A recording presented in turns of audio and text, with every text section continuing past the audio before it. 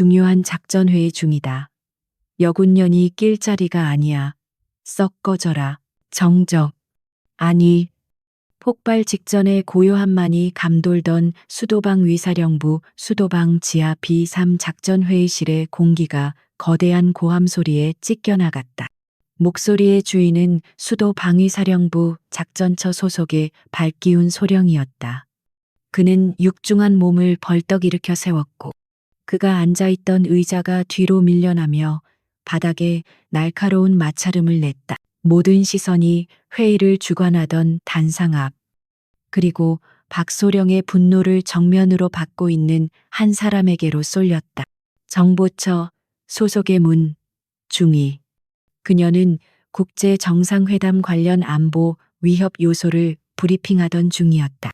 이제 막 군 생활을 시작한 티가 역력한 앳된 얼굴의 젊은 여군 장교였다. 문중위의 얼굴은 종이장처럼 하얗게 질렸다.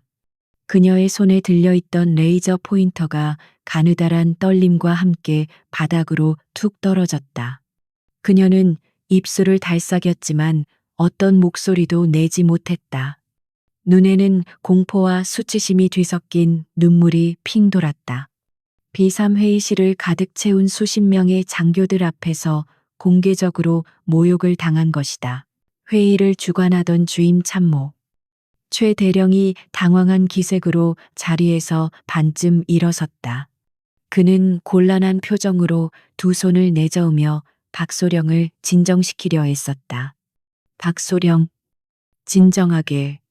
여긴 중요한 회의 자리일세. 아무리 그래도 말이 좀 심하지 않은가. 하지만 발기운 소령은 멈출 생각이 없어 보였다. 오히려 최 대령의 미적지근한 재지는 그의 오만함에 불을 지폈다.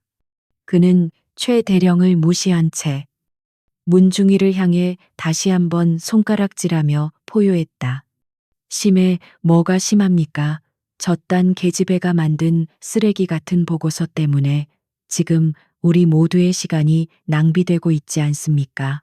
그는 단상으로 성큼성큼 걸어가 문중위가 막 넘기려던 브리핑 자료를 거칠게 움켜쥐었다. 종이 뭉치를 구겨든 그는 그것을 문중위의 얼굴 앞에 흔들었다. 이게 작전 계획에 도움이 된다고 생각하나 소설을 써놨군. 소설을 여군들은 이래서 안 돼. 커피나 타고 서류 정리나 할 것이지. 감히 어디 작전회의에 끼어들어. 박소령의 거친 목소리가 방탄 콘크리트로 마감된 회의실 벽을 때리고 울렸다. 그의 육중한 체구와 위압적인 태도에 회의실에 모인 다른 장교들은 그저 눈치만 볼 뿐 누구 하나 감히 그를 제지하지 못했다. 발기운 소령은 수도방 내에서도 소문난 통제 불능 인사였다. 실력은 둘째치고 유난히 강한 남성 우월주의와 폭력적인 성향으로 악명 높았다. 그는 자신의 배경과 육군 사관학교 선배 라인을 믿고 아나무인으로 행동했다. 특히 여군이나 비전투 부대 출신 장교들을 향한 그의 경멸은 상상을 초월했다. 그에게 여군이란 그저 군대의 구색을 맞추기 위한 장식품에 불과했다. 최 대령은 이마에 흐르는 식은땀을 닦으며 다시 한번 입을 열었다.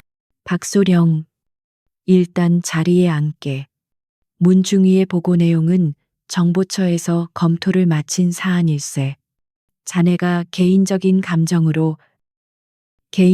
감정 박소령이 최 대령의 말을 잘랐다. 그는 코웃음을 치며 회의실 전체를 둘러보았다. 보십시오. 대령님, 여기 계신 분들 모두 저와 같은 생각일 겁니다. 이런 중요한 시기에 이런 애들 장난 같은 보고서나 듣고 있을 시간이 없습니다. 당장 저 여군을 회의실에서 쫓아내십시오. 그리고 작전처에서 준비한 실제적인 계획으로 넘어가시죠. 회의실은 다시 침묵에 잠겼다. 몇몇 장교는 박소령의 말에 동조하는 듯 고개를 끄덕였고 몇몇은 불편한 듯 시선을 피했다. 문중이는 더 이상 서 있을 힘도 없는 듯 금방이라도 주저앉을 것처럼 위태롭게 떨고 있었다. 그녀의 군복 어깨에 달린 은색 다이아몬드 중위 계급장가 그 어느 때보다 초라해 보였다. 바로 그때였다. 회의실 가장 구석. 입구에서 가장 가까운 보조 의자에 앉아 있던 한 사람이 조용히 고개를 들었다. 그녀는 이 모든 소동이 일어나는 동안 단 한 번도 고개를 들지 않고 낡은 가죽 커버의 수첩에 무언가를 쉴 새 없이 기록하고 있었다. 그녀의 존재를 인지한 사람은 아무도 없었다. 회의가 시작되기 직전 조용히 들어와 구석에 자리를 잡은 그녀를 대부분의 장교들은 오늘 회의의 기록을 담당하는 하급 부사관이나 행정장교쯤으로 여겼다. 그녀의 군복은 몸에 꼭 맞게 다려져 있었지만 눈에 띄는 훈장이나 약장 하나 없이 단출했다. 그녀의 어깨에는 문중이보다 하나 더 많은 3개의 별이 박힌 대위 계급장이 붙어 있었다. 하지만 그녀의 왜소한 체구와 조용한 태도는 그 계급장마저도 무의미하게 만들었다. 그녀는 그저 비삼 작전 회의실의 풍경 속에 녹아든 중요하지 않은 배경의 일부처럼 보였다. 그녀의 이름은 이유진 대위였다. 이유진 대위는 손에 쥔 펜의 움직임을 멈췄다. 그녀는 방금 전까지 박소령의 모든 폭언과 행동, 그리고 그것을 방관하거나 동조하는 다른 장교들의 반응을 세밀하게 기록하고 있었다. 그녀가 고개를 들자 그늘졌던 얼굴이 회의실의 형광등 불빛 아래 드러났다. 화장기 없는 깨끗한 얼굴. 하지만 그 위에 떠오른 두 눈은 방금 전까지의 소동과는 전혀 어울리지 않는 얼음장 같은 냉정함을 담고 있었다. 그녀의 시선은 울고 있는 문중이도 안절부절 못하는 최대령도 아닌 여전히 단상에서 자신의 위세를 과시하고 있는 밝기운 소령의 뒷모습에 정확히 꽂혔다. 그녀의 눈은 마치 먹잇감을 포착한 맹수처럼 박소령의 모든 움직임과 발언의 의도를 꿰뚫어 보는 듯했다. 하지만 그뿐이었다. 그녀는 어떤 감정도 드러내지 않았다. 분노도, 동정심도, 공포도 없었다. 그저 차갑고 날카로운 관찰자의 시선만이 존재했다. 박소령은 자신의 등 뒤에 그토록 서늘한 시선이 꽂혀 있다는 사실을 알지 못한 채 자신의 승리를 만끽하고 있었다. 그는 구겨진 보고서를 바닥에 내던졌다. 자, 이제 이 쓰레기는 치우고 본론으로 들어갑시다. 문중이, 넌 당장. 박소령이 문중이에게 꺼지라는 마지막 명령을 내리기 위해 다시 입을 열려던 순간이었다. 회의실 구석에서 그 누구도 예상치 못했던 조용하지만 단호한 목소리가 울려 퍼졌다.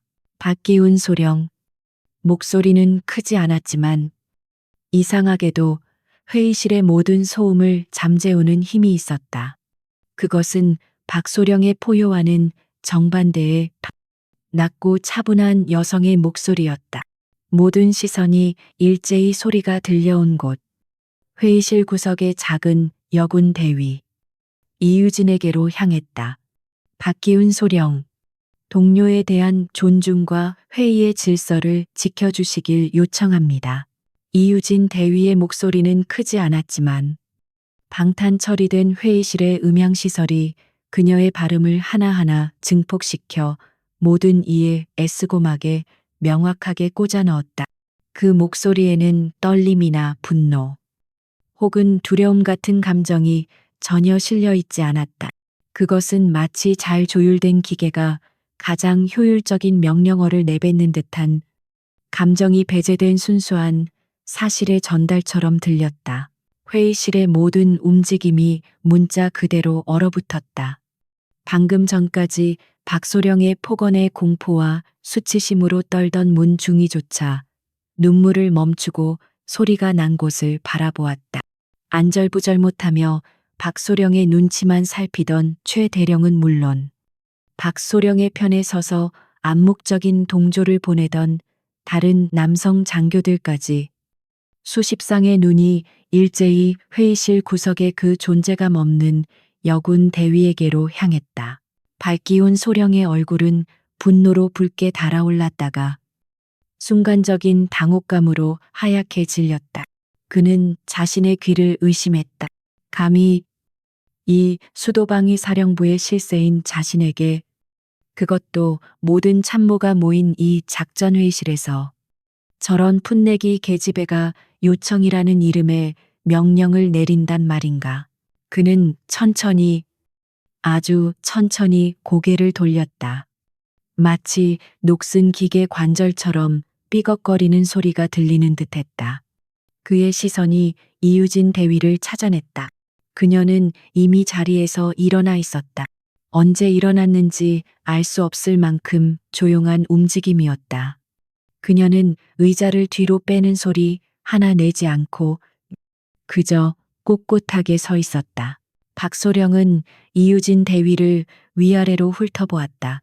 가녀린 어깨, 잘록한 허리, 전투복으로 가렸음에도 드러나는 왜소한 체구, 그리고 그녀의 어깨에 달린 자신보다 2계급이나 아래인 대위 계급장. 그의 시선이 3개의 은색 다이아몬드에 머물렀다. 순간 박소령의 굳었던 얼굴이 경련하듯 일그러지더니 이내 참을 수 없다는 듯한 거대한 웃음소리가 터져나왔다. 하하하하하하하. 그의 웃음소리는 회의실 전체를 울렸다. 그것은 유쾌함의 웃음이 아니라 상대를 철저히 짓밟고 경멸하기 위한 모욕감이 가득 담긴 소리였다. 그는 배를 잡고 웃다가 눈물까지 찔끔 닦아내는 신용을 했다.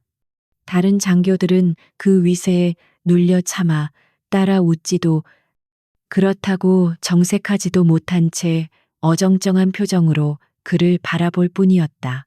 한참을 웃던 박소령이 이유진을 향해 손가락질을 했다. 지금 내가 뭘 들은 거지, 꼬마 대위. 내가 지금 나한테 훈계를 했어. 그는 마치 사냥감을 눈앞에 둔 맹수처럼 이유진을 향해 육중한 몸을 이끌고 천천히 걸어갔다. 육군 전투화가 회의실 바닥을 쿵, 쿵 울리는 소리가 모두의 심장을 옥죄는 듯했다. 다른 장교들은 마치 바닷물이 갈라지듯 그가 지나갈 길을 열어주었다. 박소령은 이유진의 바로 한 걸음 앞에 멈춰섰다. 180이 훌쩍 넘는 거구에 그가 위에서 내려다보자 160이 될까 말까 한 이유진은 그의 그림자에 완전히 가려졌다.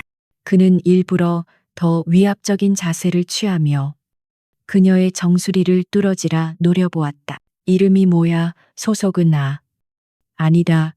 알 거 없어. 그는 손을 휘저었다. 넌 그냥 대위 계급장 단 계집애일 뿐이지. 안 그래? 여기가 어딘 줄은 알고 기어들어온 건가? 이유진은 아무 대답도 하지 않았다. 그녀는 그저 고개를 들어 자신을 내려다보는 박소령의 눈을 정면으로 그리고 덤덤하게 마주볼 뿐이었다. 그 흔들림 없는 시선이 박소령의 신경을 더욱 거슬렀다. 그는 자신의 위압감에 상대가 공포에 질려 울거나 최소한 시선을 피할 것이라 예상했다. 이봐, 내가 묻잖아. 박소령이 목소리를 높였다. 이런 자리가 어떻게 돌아가는지 알아. 여긴 전쟁을 준비하는 곳이야. 내년들 소꿉장난하는 유치원이 아니라고. 저기 저 울고 있는 년처럼 말이야. 그는 손가락으로 다시 문중이를 가리켰다. 문중이는 그 시선에 움찔하며 어깨를 떨었다. 박소령은 다시 이유진에게로 고개를 돌렸다. 전연처럼 울기나 하고 자료나 엉망으로 만들고 너도 똑같겠지. 행정실 구석에 처박혀서 커피나 나르고 상사들한테 꼴이나 치면서 별 단 거 아니야. 응. 노골적인 성희롱이자 모욕이었다. 회의실의 공기가 더욱 차갑게 식어갔다. 몇몇 여군 장교들은 입술을 깨물었지만 감히 나설 엄두를 내지 못했다. 어디서 감히 나 발기운 소령한테 박소령이 자신의 가슴을 두툼한 손가락으로 툭툭 쳤다. 내가 이 수도방위 사령부에서 뼈가 굵은 사람이야. 내년 같은 애송이들이 감히 넘볼 자리가 아니란 말이다. 그의 폭언이 극에 달하자 참다 못한 최 대령이 다시 한번 이번에는 조금 더 단호한 목소리로 그를 제지하려 했다. 박소령 그만하게. 이건 명백한 뭡니까? 박소령이 벼락같이 최 대령을 향해 소리쳤다. 그는 자신의 앞을 가로막는 것은 그 누구도 용납할 수 없다는 듯이 으르렁댔다. 대령님이야말로 저런 것들한테 기회를 주니까 이 사단이 나는 겁니다. 군 기강이 이래서 여군을 그는 뽑으면 안 된다는 말을 삼켰지만 그 의미는 모두에게 전달되었다. 최 대령은 박소령의 기세와 여군이라는 단어에 엮이기 싫다는 현실적인 판단에 밀려 결국 입을 다물고 말았다. 그는 무력하게 자신의 자리로 물러앉았다. 회의실의 권력 관계는 명확해졌다. 박기훈 소령이 이 방의 왕이었다. 박소령은 자신의 완벽한 승리에 도취했다. 그는 다시 이유진에게로 몸을 돌렸다. 이제 이 방해되는 벌레를 완전히 짓밟아 버릴 차례였다. 그는 승리감에 도취된 역겨운 미소를 입에 걸었다. 자, 꼬마 대위. 아까 뭘 그렇게 열심히 끄적이고 있었어? 응, 그는 이유진의 책상 위를 내려다보았다. 그곳에는 그녀가 가져온 것으로 보이는 낡은 가죽 수첩 하나만이 덩그러니 놓여 있었다. 뭘 내가 한 말 다 받아 적었나? 상부에 꼰지르려고 그는 비웃음을 터뜨렸다. 박소령은 마지막 한 걸음을 내디뎌 이유진의 책상에 바짝 붙어 섰다. 그는 그녀가 고개를 한참 뒤로 젖혀야만 자신을 볼 수 있도록 거대한 몸으로 그녀를 완전히 찍어 눌렀다. 그는 굵은 손가락을 들어 정확히 그녀의 미간을 향해 겨누었다. 다시 한번 말하지. 여긴 내가 있을 곳이 아니야. 당장 썩 꺼져. 내 주방으로.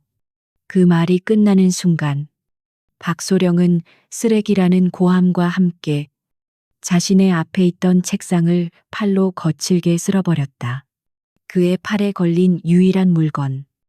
이유진의 낡은 가죽 수첩이 포물선을 그리며 허공을 날아갔다. 툭. 대구르르. 수첩은 회의실 중앙 통로 바닥에 떨어져 몇 페이지가 펼쳐진 채 멈췄다. 그리고 책상에서 함께 쓸려나간 펜 하나가 바닥을 굴러가다 멈추는 소리가 이 정막 속에서 유난히 크게 울렸다. 발기훈 소령은 승리자의 포즈로 가슴을 내밀고 거친 숨을 내쉬었다. 그는 이유진을 노려보았다. 울어라. 소리 질러라. 당장 이 방에서 도망치란 말이다. 그의 눈이 그렇게 말하고 있었다. 회의실의 모든 이들이 숨을 죽였다. 최 대령은 눈을 감았고 문 중위는 자신의 입을 틀어막았다. 이제 저 가엾은 여군 대위는 무너져 내릴 것이다. 박기훈 소령의 야만적인 폭력 앞에서 그녀가 할 수 있는 일은 아무것도 없었다. 하지만 이유진은 움직이지 않았다. 그녀는 바닥에 떨어진 자신의 수첩을 쳐다보지도 않았다. 굴러간 펜에도 시선을 주지 않았다. 그녀의 시선은 그 얼음장 같고 감정 없는 분석적인 시선은 처음부터 끝까지 오직 발기운 소령의 두 눈에 고정되어 있었다. 그녀는 눈조차 깜박이지 않았다. 이유진 대위는 바닥에 떨어진 자신의 수첩을 줍지 않았다. 그녀의 꼿꼿한 자세는 발기운 소령의 야만적인 행동에도 불구하고 단 1mm도 흐트러지지 않았다. 그녀는 마치 거대한 바위처럼 그 자리에 조용히 서 있을 뿐이었다. 그녀의 시선은 여전히 조금의 흔들림도 없이 승리감에 도취되어 자신을 짓누르고 있는 박소령의 얼굴에 고정되어 있었다. 그토록 노골적인 모욕과 물리적인 위협에도 불구하고 그녀의 눈동자에서는 공포나 분노, 심지어 당혹감조차 찾아볼 수 없었다. 오직 차가운 관찰자의 시선만이 존재할 뿐이었다. 이유진의 예상 밖의 반응에 박소령은 순간 당황했다. 그는 상대가 울부짖거나 최소한 겁에 질려 뒷걸음질 칠 것이라 기대했다. 하지만 이 왜소한 여군 대위는 마치 두꺼운 방탄유리를 사이에 둔 것처럼 그의 분노를 정면으로 마주하고 있었다. 이 무반응은 박소령의 자존심을 더욱 자극했다. 그는 자신이 무시당했다고 느꼈다. 뭐야? 인연이 박소령이 경멸과 분노가 뒤섞인 목소리로 다시 한번 그녀를 위협하려 입을 여는 순간이었다. 이유진 대위가 먼저 입을 열었다. 그녀의 목소리는 여전히 낮고 차분했지만 이번에는 얼음 조각 같은 날카로운 권위가 묻어났다. 발기운 소령. 그녀는 박소령의 눈을 똑바로 응시하며 마치 법정에서 피고의 죄목을 열거하는 검사처럼 또렷하게 말했다. 방금 전 본인의 행동으로 군형법 제47조 상관 모욕 혐의가 추가되었음을 고지한다. 회의실의 공기가 순간적으로 얼어붙었다. 상관 모욕이라는 단어가 비삼 회의실의 차가운 벽을 때리고 되울렸다. 수십 명의 장교들이 자신의 귀를 의심했다. 박기훈 소령은 잠시 그 말의 의미를 이해하지 못했다. 그의 뇌는 상관과 모욕이라는 단어를 조합하려 했었지만 눈앞의 이 대위 계급장과는 도저히 연결되지 않았다. 그는 잠시 멍한 표정을 짓다가 이내 이 상황이 거대한 농담이라도 되는 것처럼 다시 한번 폭소를 터뜨렸다. 상관 하상관이라고. 내가 내 상관이라는 거야. 박소령은 배를 잡고 웃으며 주위를 둘러보았다. 여러분, 인연이 하는 말 좀 들어보십시오. 이 꼬마 대위가 나 발기훈 소령의 상관이랍니다. 하하하. 그의 광기 어린 웃음소리에 몇몇 장교가 마지못해 따라 웃었지만 그 웃음은 어색하고 짧았다. 대부분의 장교들은 이유진의 그 확신에 찬 태도에서 뭔가 알 수 없는 위압감을 느꼈기 때문이다. 저 여자는 미쳤거나 혹은 정말로 무언가를 가지고 있거나. 박소령은 웃음을 뚝 그쳤다. 그는 이유진의 얼굴 바로 앞까지 자신의 얼굴을 들이밀었다. 그의 입에서 풍기는 역한 담배 냄새가 이유진의 얼굴에 닿았다. 이봐, 계집애. 네가 지금 무슨 짓을 하고 있는지 알아. 감히 소령한테 상관. 그는 자신의 어깨에 달린 소령 계급장 무궁화 하나를 손가락으로 거칠게 툭툭 쳤다. 그리고는 이유진의 어깨에 달린 대위 계급장 다이아몬드 3개를 경멸적으로 노려보았다. 계급 사회인 군대에서 대위가 소령에게 상관 운운하는 것은 명백한 하극상이자 정신 나간 짓이었다. 네가 오늘 단단히 미쳤구나. 좋아. 내년에 그 죗값 내가 톡톡히 치르게 해주마. 어디서 굴러먹. 발기훈 소령. 이유진이 박소령의 말을 다시 한번 단호하게 끊었다. 그녀의 목소리는 이제 단순한 차가움을 넘어 강철 같은 단단함을 머금고 있었다. 이유진은 더 이상 그와 불필요한 언쟁을 할 필요가 없다는 듯 무표정한 얼굴로 자신의 전투복상의 왼쪽 가슴 주머니에 손을 넣었다. 그녀의 움직임은 느리고 침착했지만 그 어떤 위협적인 동작보다도 회의실의 모든 시선을 집중시켰다. 박소령은 그녀가 무엇을 꺼내려는지 의아한 눈으로 지켜보았다. 담배 혹은 사직서라도 그의 머릿속에 온갖 비웃음이 스쳐 지나갔다. 이유진의 손이 주머니에서 나왔다. 그녀의 손에는 낮고 해진 군용수첩 크기의 검은색 가죽 지갑이 들려 있었다. 그것은 군인이라면 누구나 하나쯤 가지고 있을 법한 아주 평범해 보이는 물건이었다. 박소령은 뭐야? 그 쓰레기는 라며 비웃음을 날리려 했다. 하지만 이유진은 그에게 비웃을 기회조차 주지 않았다. 그녀는 지갑을 여는 대신 그것을 박소령의 눈앞에서 천천히 그리고 정확하게 펼쳐 보였다. 촥! 가죽 지갑이 열리는 소리와 함께 그 안에 들어있던 내용물이 형광등 불빛을 받아 번쩍였다. 그것은 붉은색이었다. 아주 짙고 위압적인 피와 같은 진홍색 바탕의 카드. 카드의 중앙에는 대한민국 국방부를 상징하는 거대한 금빛 태극 마크와 무궁화 문양이 선명하게 박혀 있었다.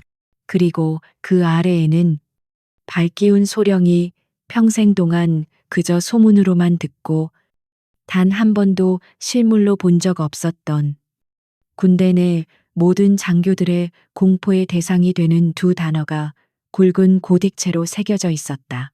국방부 특별감찰관 신분증. 발기운 소령의 호흡이 멎었다. 그의 눈동자가 지진이라도 만난 듯 격렬하게 흔들렸다. 웃음기가 사라진 그의 얼굴은 순식간에 핏기가 가시며 회의실 벽처럼 하얗게 질려갔다. 그는 자신의 눈을 의심하며 그 붉은 카드를 다시 확인했다. 사진. 이유진 대위의 무표정한 증명사진이 붙어 있었다. 직책 제3감찰팀장. 성명 대위 이유진. 이게 뭐야? 박소령의 입에서 바람 빠지는 소리가 새어나왔다. 이유진은 그 붉은색 죽음의 카드를 박소령의 눈앞에 고정한 채 그의 동공이 공포로 수축하는 과정을 냉정하게 지켜보았다. 그리고 그녀는 마지막 확인 사살을 가했다. 국방부 직할 특별감찰관실 제3감찰팀장 이유진 대위. 그녀의 목소리가 회의실 전체에 울려 퍼졌다. 본인은 국방부 장관의 직속 명령에 의거 수도 방위사령부의 전반적인 지휘 역량 및 군 기강 실태를 평가하기 위해 파견되었다. 발기운 소령. 귀관은 방금 직무 수행 중인 국방부 특별감찰관을 상관 모욕 및 직무방해 혐의로 현장 체포 요건을 충족시켰다. 와하. 누군가의 입에서 절망적인 탄성이 터져 나왔다. 그것은 회의를 주관하던 최 대령의 목소리였다. 그의 얼굴은 이제 하얗다 못해 시퍼렇게 질려 있었다. 그는 자리에서 벌떡 일어나 믿을 수 없다는 표정으로 이유진과 발기운을 번갈아 쳐다보았다. 회의실은 아수라장이 되었다. 방금 전까지 박소령의 편에 서서 조용히 동조하던 장교들, 혹은 방관하던 장교들 모두가 경악과 공포에 휩싸였다. 그들의 얼굴에는 우리는 어떻게 되는 거지? 라는 공포가 역력했다. 국방부 특별감찰관실. 그것은 군대라는 거대한 조직 내에서도 가장 비밀스럽고 가장 강력한 권한을 지닌 왕의 그림자 같은 조직이었다. 그들은 장관 직속으로 움직이며 계급 고하를 막론하고 군 내부의 모든 비리와 부조리를 척결하는 임무를 맡고 있었다. 그들의 신분증은 그 어떤 부대의 지휘관보다도 우선하는 절대 권력의 상징이었다. 그들은 사단장이라도 현장에서 체포할 수 있는 권한을 지녔고 그들의 감찰 보고서 한 줄의 수많은 장성들의 목이 날아갔다.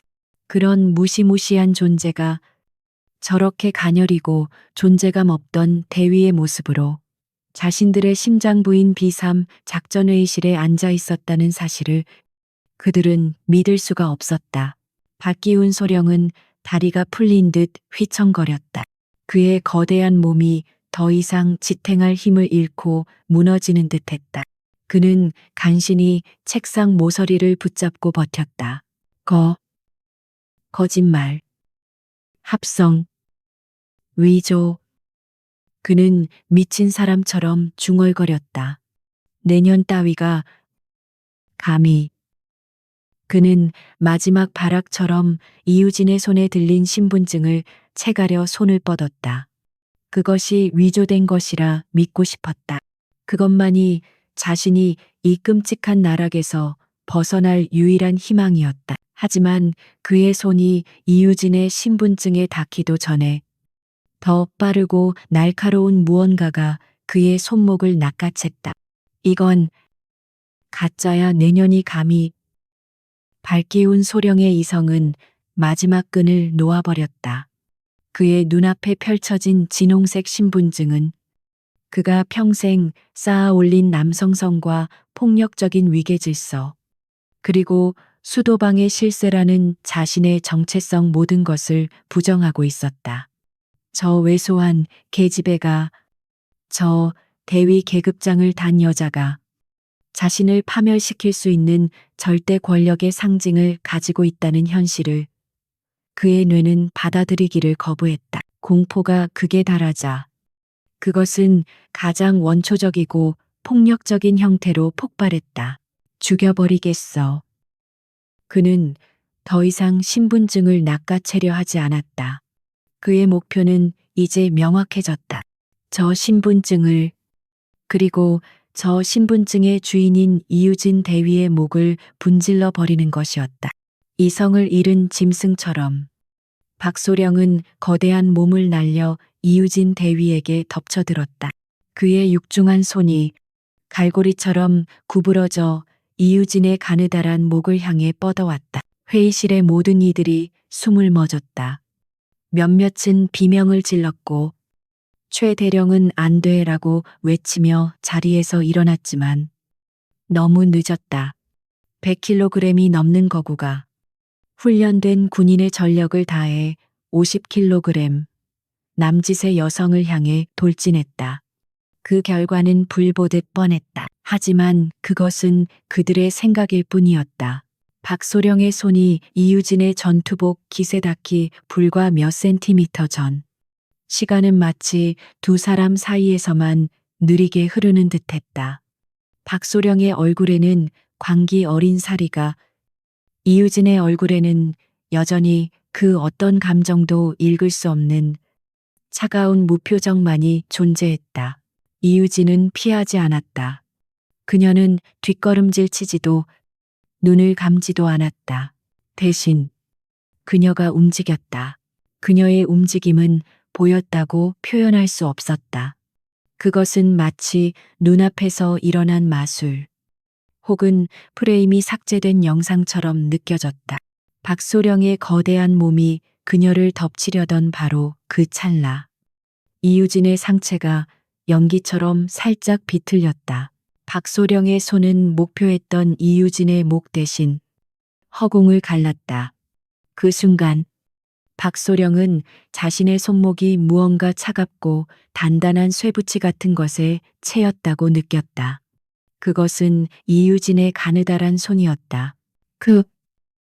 박소령은 본능적으로 손을 빼내려 했지만 이유진의 손은 마치 바이스 브이스처럼 그의 손목을 고정하고 놔주지 않았다. 너무나 가느다란 손목이었지만 그 안에는 상상할 수 없는 악력이 담겨 있었다. 그리고 모든 것이 다음 1초 안에 일어났다. 이유진은 박소령의 손목을 잡은 채 그의 돌진력을 역이용했다. 그녀는 박소령의 힘에 저항하는 대신 그 힘의 방향대로 몸을 돌렸다. 유수류시처럼 부드러운 회전이었다. 그녀의 발이 바닥을 스치며 완벽한 축을 만들었고 박소령의 거대한 몸은 자신의 힘에 이기지 못한 채 이유진의 작은 몸을 축으로 하여 거대하게 휘둘렸다. 어, 아, 어. 박소령은 자신이 지금 공중에 떠 있다는 사실을 인지하지 못했다. 이유진은 잡고 있던 그의 손목을 비틀며 반대쪽 손바닥으로 그의 팔꿈치 관절을 정확하게 가격했다. 이것은 단순한 폭력이 아니었다. 특수부대에서 적 제압 및 무력화를 위해 사용하는 인체의 가장 취약한 급소와 관절을 노리는 살상 기술이었다. 우드득 회의실 전체에 마른 나뭇가지가 부러지는 듯한 끔찍하고도 건조한 소리가 울려 퍼졌다. 박기훈 소령의 입에서 인간의 것이라고는 믿기 힘든 처절한 비명이 터져나왔다. 그의 오른쪽 어깨 관절이 정상적인 방향과는 반대로 뒤틀려 꺾여버렸다. 이유진은 거기서 멈추지 않았다. 그녀는 고통으로 몸부림치는 박소령의 몸을 그대로 바닥에 내다 꽂았다. 쾅! 육중한 소리와 함께 100kg이 넘는 거구가 B3 작전회의실의 대리석 바닥에 거대한 먼지 포대처럼 처박혔다. 회의실 전체가 그 충격으로 울리는 듯했다. 회의실은 순간 절대적인 침묵에 휩싸였다. 방금 전까지 울려 퍼지던 박소령의 광기 어린 고함 소리는 이제 바닥에 처박힌 채 울리는 고통스러운 신음소리로 바뀌어 있었다. 수십 명의 장교들은 눈앞에서 벌어진 일을 도저히 믿을 수 없었다. 그들은 모두 훈련받은 군인들이었지만 방금 본 것은 그들의 상식 범주를 아득히 초월해 있었다. 한순간이었다. 단 2초. 거구의 소령이 달려들었고 가느다란 대위가 그를 처리했다.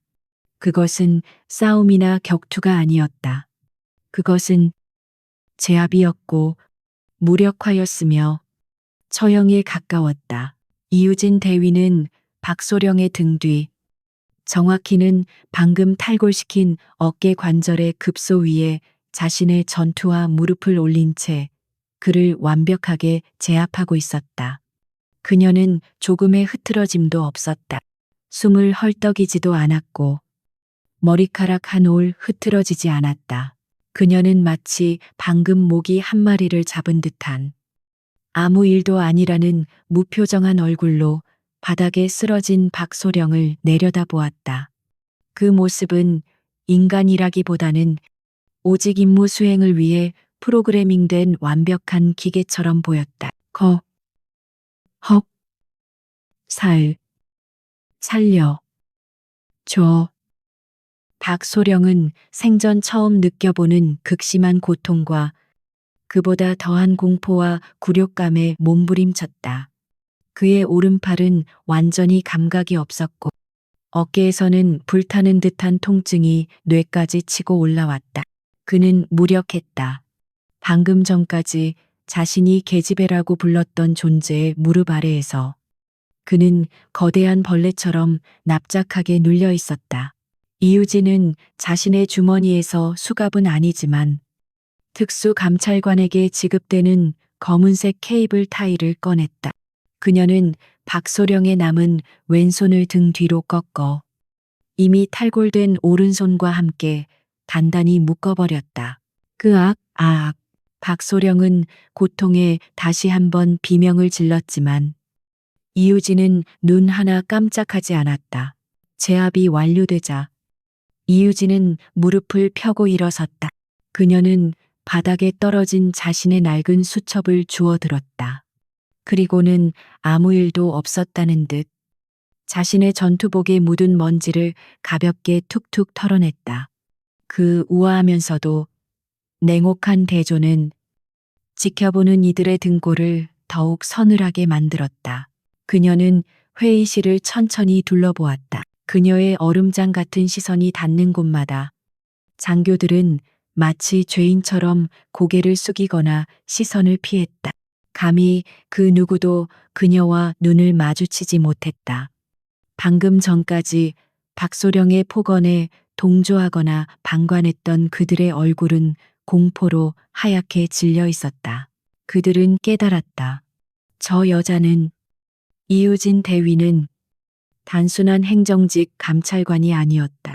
저 정도의 살상 기술을 망설임 없이 그리고 완벽하게 구사할 수 있는 존재라면 그녀는 그들이 상상할 수 있는 가장 최악의 배경을 가지고 있을 터였다. 이유진 대위는 바닥에서 고통으로 신음하는 박소령을 향해 차갑고 공식적인 목소리로 선언했다. 발기운 소령. 현 시간부로 귀관을 현행범으로 체포한다. 그녀는 수첩을 펼쳐 방금 전 바닥에서 주운 펜으로 무언가를 끄적이듯 말하며 그의 죄목을 하나하나 나열하기 시작했다. 죄목. 군형법 제47조. 상관 모욕.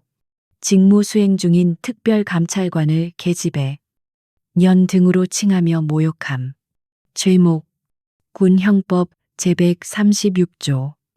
공무집행 방해. 특별감찰관의 신분 고지에도 불구하고 고의적인 폭언으로 정당한 직무 수행을 방해함. 그리고 방금 이유진은 펜을 멈추고 박소령을 내려다보았다. 군형법 제48조. 상관 폭행. 직무 수행 중인 상관을 살해할 의도로 폭행을 시도함. 이상 3가지 혐의로 귀관을 긴급 구속한다. 그녀의 선언은 사형 선고와도 같았다. 회의실의 모든 장교들은 발기운 소령의 군 생활이, 아니, 그의 인생이 이 순간 완전히 끝났음을 직감했다. 바닥에 쓰러진 발기운 소령의 처참한 신음소리만이 비삼 작전회의실의 무거운 정적을 깨고 있었다. 방금 전까지 이 방의 왕처럼 군림하며 폭언을 쏟아내던 거구의 사내는 이제 제압당한 짐승처럼 바닥에 납작 엎드려 고통에 몸부림치고 있었다. 그 극명한 대비가 지켜보는 이들에게는 현실이 아닌 초현실적인 공포로 다가왔다. 이유진 대위는 자신의 선언을 마친 후 더 이상 바닥의 벌레에게는 관심이 없다는 듯 천천히 고개를 돌려 회의실의 주재자인 최 대령을 바라보았다. 최 대령은 이유진의 그 얼음장 같은 시선과 마주치자 자신도 모르게 군기가 바짝 든 자세로 허리를 꼿꼿이 세웠다. 그는 자신보다 무려 3계급이나 아래인 대위의 눈치를 보고 있었다. 아니, 그는 저 계급장이 아무 의미가 없다는 것을, 저 붉은 신분증과 방금 전에 압도적인 무력이 모든 것을 덮어버렸다는 것을 본능적으로 깨달았다. 이유진 대위. 아니, 최 대령은 뭐라고 불러야 할지 몰라 쩔쩔맸다. 감찰팀장님이라고 불러야 할까? 그는 식은땀이 흐르는 손을 바지에 문지르며 말을 더듬었다. 이건 정말, 그러니까 박소령이 잘못한 것은 맞습니다만 그래도 수도방위 사령부의 현역 소령을 이렇게 회의 중에 그는 차마 폭력적으로 제압해도 되느냐는 말을 끝까지 내뱉지 못했다. 그저 이 끔찍한 상황을 어떻게든 수습하고 싶은 마음뿐이었다. 그는 박소령 개인의 일탈로 이 사태를 축소하고 자신의 부대에 대한 감찰의 칼날이 더 깊이 들어오지 않기만을 바랐다. 하지만 이유진은 그의 의도를 정확히 꿰뚫고 있었다. 그녀의 목소리는 최 대령의 미약한 변명보다 몇 배는 더 차갑게 회의실을 울렸다. 최 대령. 그녀는 직책을 명확히 불렀다. 수도방위 사령부의 주임 참모이자 본 회의의 주재자로서 대령은 본인의 책무를 망각했다. 최 대령의 얼굴이 굳었다. 귀관은, 이유진은 대령이라는 호칭 대신 귀관이라는 명백히 상급자가 하급자를 훈계하는 용어를 사용했다. 군 내부의 심각한 차별 행위와 위계에 의한 폭력을 눈앞에서 목격하고도 이를 방관했다. 아니, 사실상 묵인하고 동조했다. 그것은 지휘관으로서의 명백한 직무유기다. 그게 아니라 저는 최 대령이 필사적으로 변명하려 했다. 발기운 소령 한 명의 일탈이라고 생각하나 이유진의 날카로운 시선이 회의실에 앉아있던 모든 장교들을 한 명 한 명 훑었다. 그녀의 시선이 닿는 곳마다 장교들은 고개를 숙였다. 이 방에 있는 그 누구도 박소령의 폭언을 제지하지 않았다. 그것이 수도방 위사령부의 현주소인가 부조리에 침묵하고 약자가 짓밟히는 것을 당연하게 여기는 것. 그것이 당신들이 말하는 군 기강인가. 그녀의 말은 비수처럼 회의실에 있는 모든 이들의 가슴에 밝혔다. 특히 박소령의 폭언에 암묵적으로 동조하거나 심지어 희미한 미소를 지었던 몇몇 장교들의 얼굴은 잿빛이 되었다. 이유진은 최 대령을 향해 한 걸음 다가갔다. 최 대령. 본 감찰관은 귀관의 지위, 적격성 여부 역시 본 감찰 보고서에 포함시킬 것을 심각하게 고려 중이다. 이 회의가 있기 전까지 귀관은 박소령의 저런 행태를 정말 몰랐는가. 최 대령은 입을 굳게 다물었다. 대답할 수 없었다. 몰랐다고 하면 무능한 지휘관이 되는 것이고, 알았다고 하면 직무유기를 넘어 공범이 되는 것이었다. 이유진의 질문은 그를 완벽한 외통수로 몰아넣었다. 모두가 숨을 죽이고 이 압도적인 청문회를 지켜보고 있을 때였다. 회의실 뒤편. 비교적 연배가 있어 보이는 한 중령이 방금 전 이유진이 박소령을 제압했던 장면을 머릿속에서 계속해서 되새기고 있었다. 그는 다른 이들처럼 공포에 질려 있기보다는 깊은 충격과 경외, 그리고 불신이 뒤섞인 눈으로 이유진의 뒷모습을 뚫어져라 쳐다보고 있었다. 그는 육군본부 특수전사령부 특전사에서 잔뼈가 굵은 베테랑 작전 장교였다. 지금은 행정직으로 밀려나 수도방에 와 있었지만 그의 눈은 진짜를 알아볼 수 있었다. 말도 안 돼.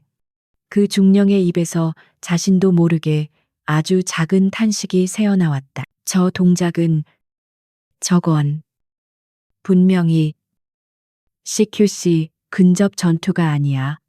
저건 크라브 마가나 시스테마 같은 실전 무술의 영역을 넘어선 오직 그곳에서만 가르치는 그의 뇌리에 특전사 내에서도 전설처럼 내려오는 극소수의 최정예 요원들만이 이수한다는 그림자 기술 섀도우 테크닉이 스쳐 지나갔다.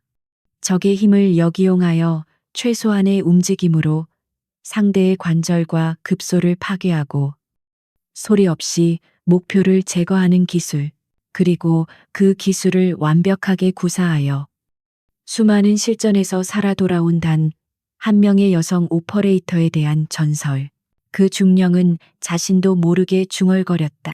그 목소리는 너무나 작았지만 이 극한의 정적 속에서는 주변 몇 사람에게 들릴 정도였다.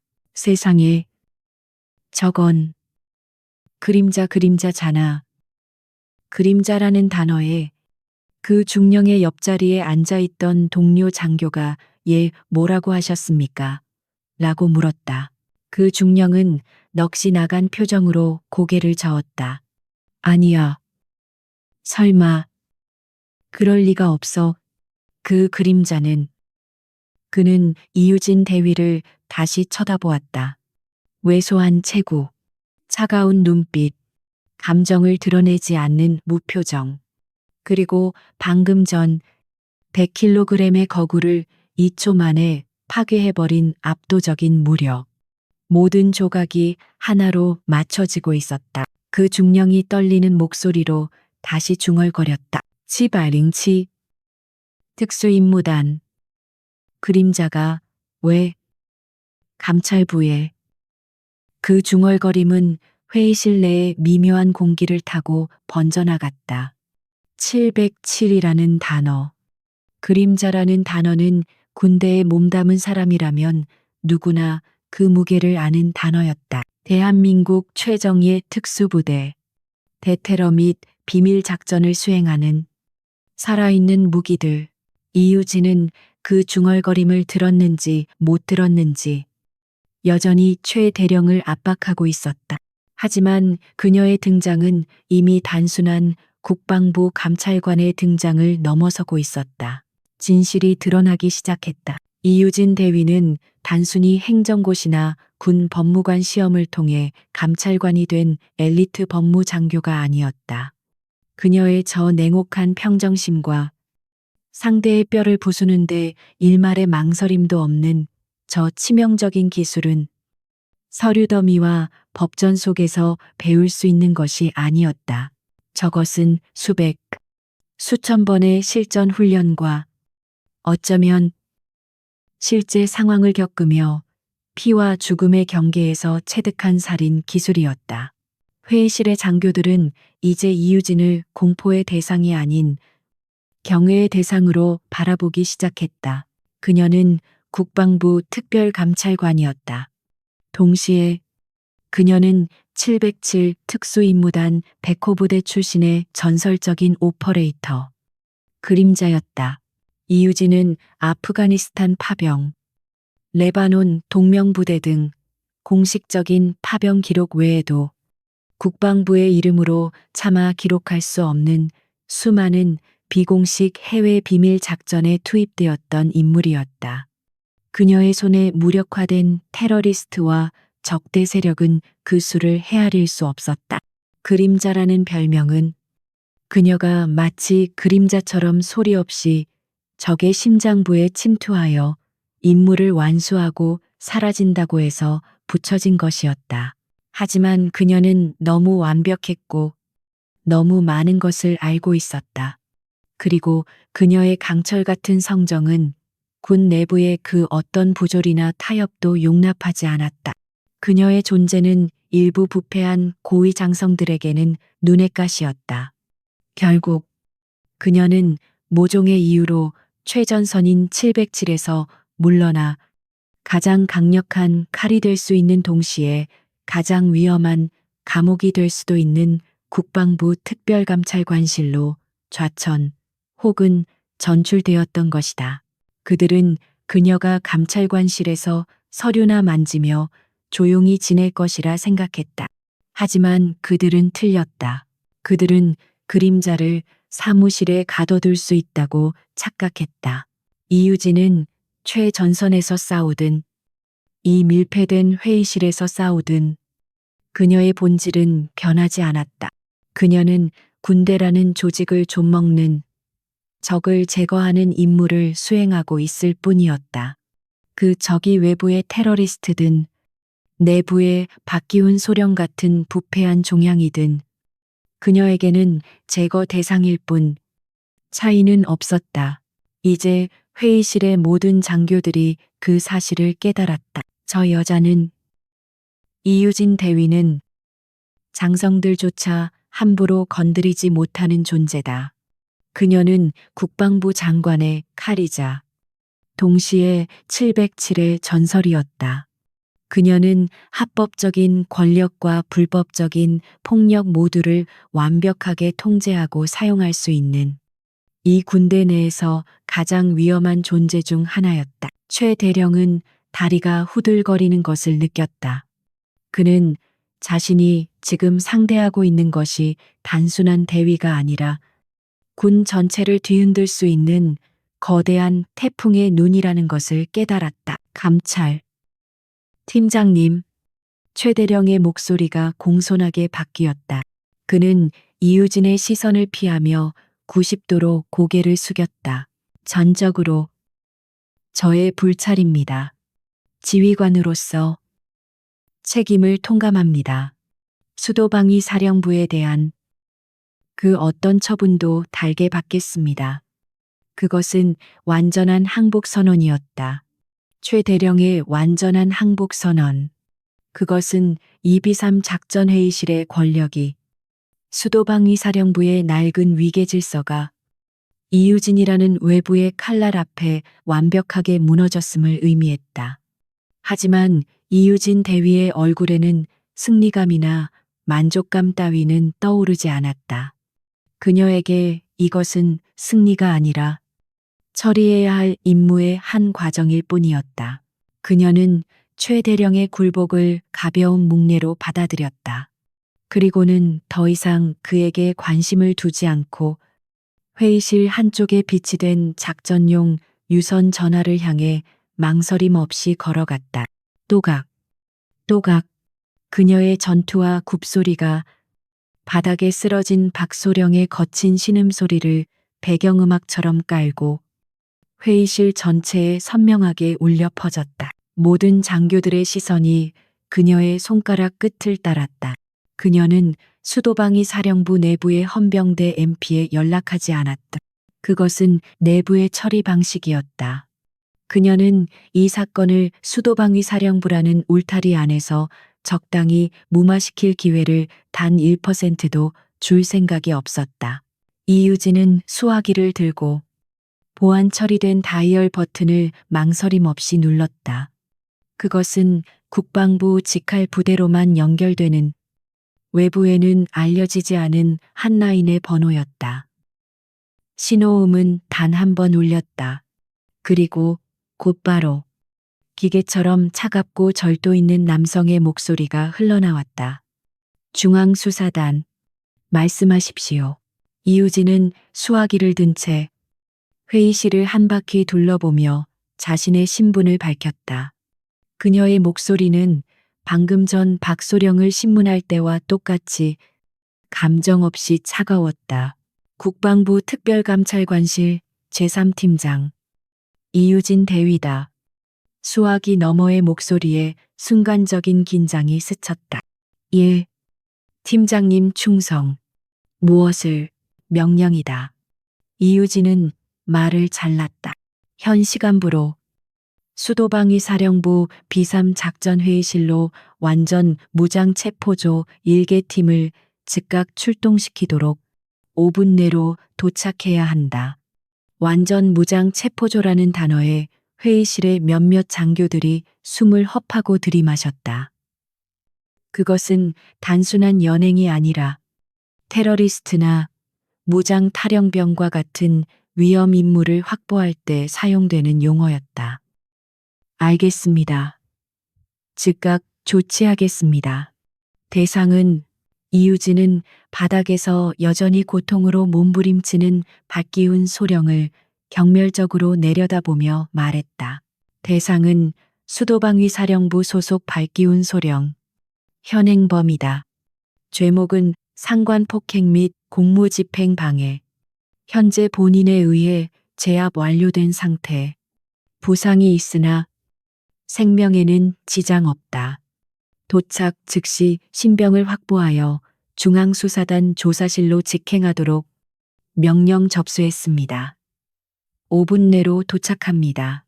충성, 탁. 이유진은 용건이 끝났다는 듯 수화기를 단호하게 내려놓았다. 철컥하는 소리가 이 끔찍한 정적 속에서 유난히 크게 울려 퍼졌다.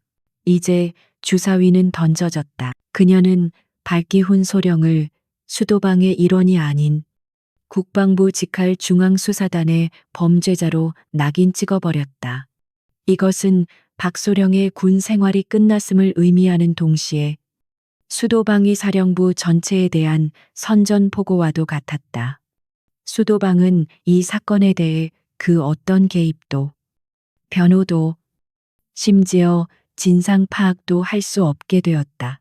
이유진은 전화를 끊고 회의실 중앙으로 다시 걸어 나왔다. 그녀는 바닥에 너저분하게 흩어진 아까 문중위가 떨어뜨렸던 브리핑 자료들을 내려다보았다. 그리고 그녀는 가장 충격적인 선언을 했다. 본 감찰관의 임무 수행은 아직 끝나지 않았다. 그리고 여러분의 작전 회의 역시 마찬가지다. 모두의 시선이 그녀에게 쏠렸다. 이 아비규환 속에서 회의를 계속하겠다고. 최 대령. 그녀가 최 대령을 불렀다. 바닥에 쓰러진 저 폐기물이 치워질 때까지 5분의 시간이 주어졌다. 그 5분 동안 회의실을 정리하고 모든 참모는 자신의 자리로 돌아가도록 문중희 역시 브리핑을 다시 준비한다. 지금 말입니까? 최 대령이 감히 반문했다. 그렇다. 이유진의 눈이 번뜩였다. 발기운 소령이라는 암덩어리 하나 때문에 국가 안보가 걸린 작전 회의 전체를 망칠 수는 없지. 안 그런가? 그녀는 박소령을 사람이 아닌 암덩어리, 폐기물이라고 공공연하게 지칭했다. 그 누구도 그 표현의 이의를 제기하지 못했다. 본 감찰관은 지금부터 수도 방위사령부의 위기 대응 능력과 임무 지속성을 평가할 것이다. 그녀는 자신의 낡은 수첩을 다시 펼쳐들었다. 지휘관의 부재 박소령의 체포와 외부의 충격 감찰관의 개입 속에서 당신들이 얼마나 빨리 전열을 정비하고 본연의 임무로 복귀하는지 지켜보겠다. 이것이 오늘 나의 두 번째 감찰 항목이다. 공포. 그것은 단순한 공포를 넘어선 극한의 스트레스 테스트였다. 그녀는 단순히 박소령을 처벌하는 것을 넘어 이 조직 전체를 시험대에 올려놓고 있었다. 움직여라. 최 대령. 그녀의 명령에 최 대령은 마치 전기 충격을 받은 것처럼 몸을 떨었다. 예, 알겠습니다. 그는 즉시 다른 장교들에게 고함을 질렀다. 뭐 하고 있나? 당장 회의 준비, 복귀 문중위. 자료 다시 챙겨 정보처장. 브리핑 보조에 모두 자기 자리로. 장교들은 허둥지둥. 그러나 필사적으로 움직이기 시작했다. 의자를 바로 세우고 흩어진 서류를 주워 담았다. 이 와중에도 바닥에 쓰러진 박소령만은 그 누구도 건드리지 않았다. 그는 이미 존재하지 않는 것, 만져서는 안 될 것이 되어버렸다. 박소령은 이 굴욕적인 상황 속에서 고통과 분노로 몸을 떨었다. 이 악마 같은 년. 내가 그의 저주 섞인 중얼거림은 회의실 문이 열리는 소리에 묻혀버렸다. 5분이 채 되지 않은 시간이었다. 쾅.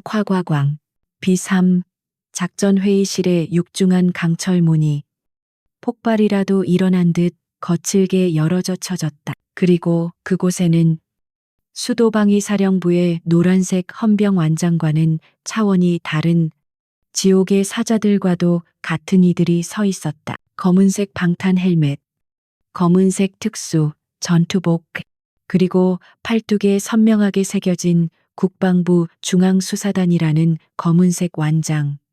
그들은 K1 기관단총을 가슴에 파지한 완전 무장 상태였다. 그들의 등장은 마치 다른 세계의 군대가 이 회의실을 침공한 듯한 이질감과 위압감을 뿜어냈다. 선두의 선. 가장 계급이 높아 보이는 상사가 회의실 내부를 빠르게 스캔했다. 그의 시선은 다른 장교들에게는 1초도 머물지 않았다. 그는 오직 이유진 대위만을 찾아냈고 그녀를 향해 우렁찬 목소리로 격려했다. 충성 중앙수사단 체포조장 감찰팀장님의 명령을 받고 도착했습니다. 이유진은 턱짓으로 바닥에 박소령을 가리켰다. 수고한다. 대상은 저기 있다. 신속하게 인계하도록. 예, 알겠습니다. 체포조장 상사는 한치의 망설임도 없이 마치 훈련된 사냥개처럼 박소령을 향해 돌진했다. 2명의 무장 헌병이 그의 뒤를 따랐다. 뭐야 이 새끼들. 놓으라고. 박소령은 마지막 남은 힘을 다해 저항하려 했다. 하지만 그의 저항은 무의미했다. 체포조원들은 그의 계급 소령 따위는 안중에도 없다는 듯 극도로 거칠고 전문적인 동작으로 그의 몸을 제압했다. 악, 아악 내 어깨, 내 어깨. 박소령은 이미 탈골된 어깨가 다시 한번 꺾이는 고통에 비명을 질렀다. 하지만 헌병들은 닥쳐 라는 고함과 함께 그의 입에 재갈이라도 물릴 듯 거칠게 그를 일으켜 세웠다. 그들은 부상당한 장교를 연행하는 것이 아니었다. 그들은 범죄자를 확보하고 있었다. 자비란 없었다. 이럴 수 없어. 최 대령님, 대령님, 저 좀. 박소령은 마지막 희망처럼 최 대령을 불렀다. 하지만 최 대령은 방금 전 박소령이 문중희에게 했던 것처럼 비참하게 고개를 돌려 그의 시선을 외면해 버렸다. 이 방에서 그 누구도 이제 박소령의 편이 아니었다. 체포조는 박기훈 소령을 마치 짐짝처럼 질질 끌고 가기 시작했다.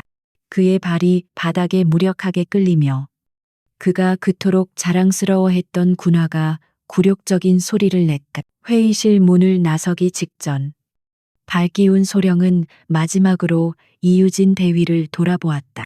그의 눈에는 고통과 굴욕을 넘어선 뼛속까지 사무치는 증오와 살이가 가득했다. 이유진은 그 시선을 피하지 않았다. 그녀는 그 붉은 증오를 자신의 차가운 무표정으로 정면에서 받아냈다.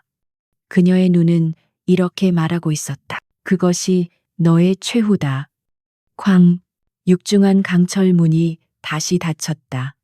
박기훈 소령이라는 암 덩어리는 그렇게 자신의 왕국이었던 비삼 회의실에서 완전히 그리고 비참하게 제거되었다. 회의실에는 무거운 침묵과 함께 무장 헌병들이 남기고 간 화약 냄새와 같은 서늘한 공기만이 남았다. 박기훈 소령이 끌려나간 강철 문이 닫히자 비삼 작전회의실에는 폭풍이 휩쓸고 지나간 뒤에 기이한 정적이 내려앉았다. 그 정적은 단순한 침묵이 아니었다.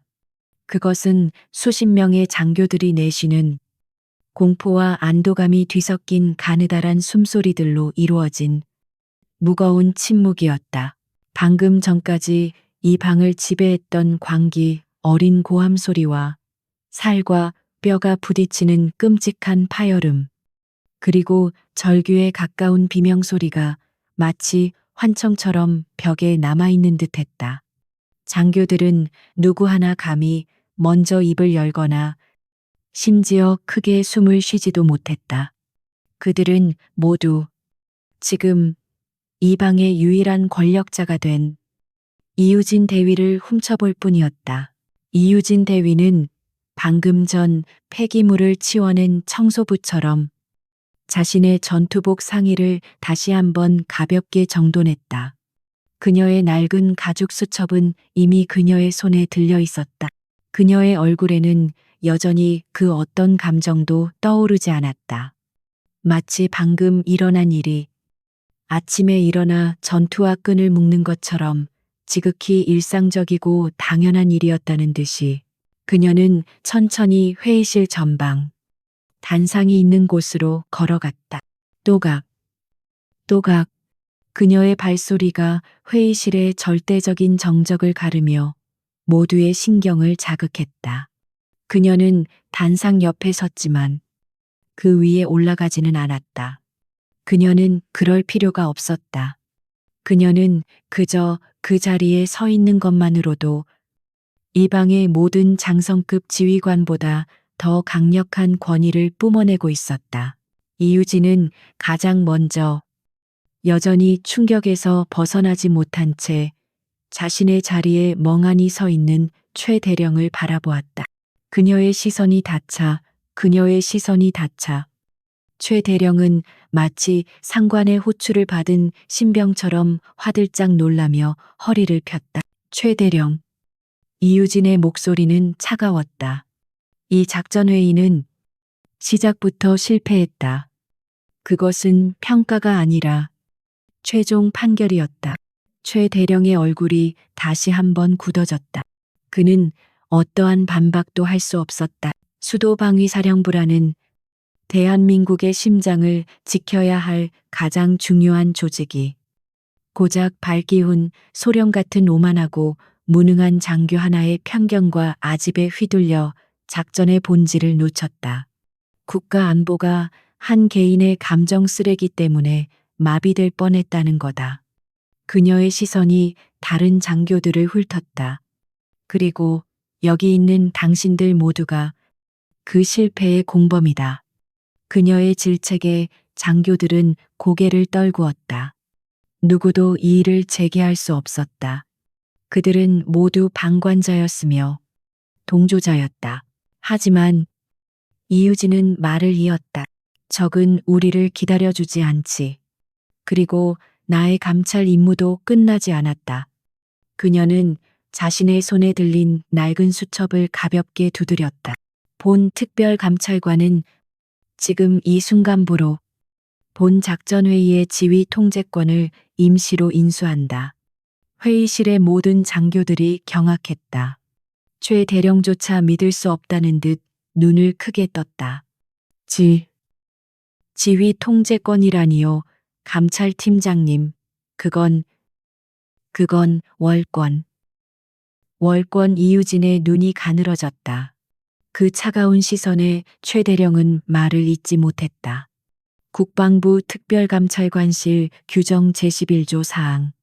감찰 대상 부대가 심각한 지휘, 공백이나 안보 위협 상황에 직면했다고 판단될 시 감찰관은 현장 지휘관의 임무를 정지시키고 사태 수습을 위한 긴급 지휘권을 발동할 수 있다.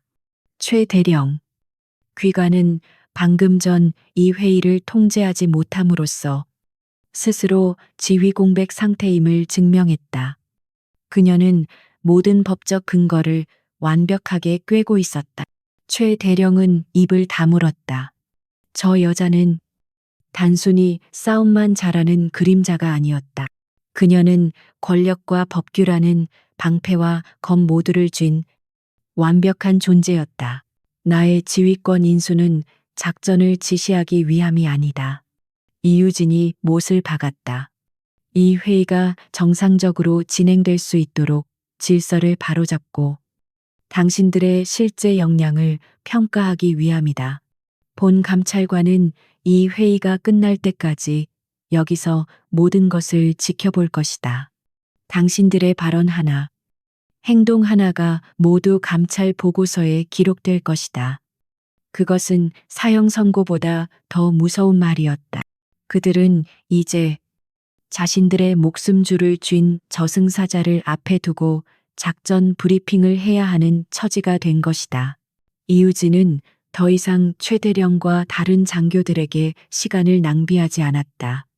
그녀는 회의실 한쪽 구석, 여전히 하얗게 질린 얼굴로 서 있는 문중희에게로 시선을 돌렸다. 발기운 소령의 폭언이 시작된 이후 문중희는 마치 유령처럼 그 자리에 얼어붙어 있었다.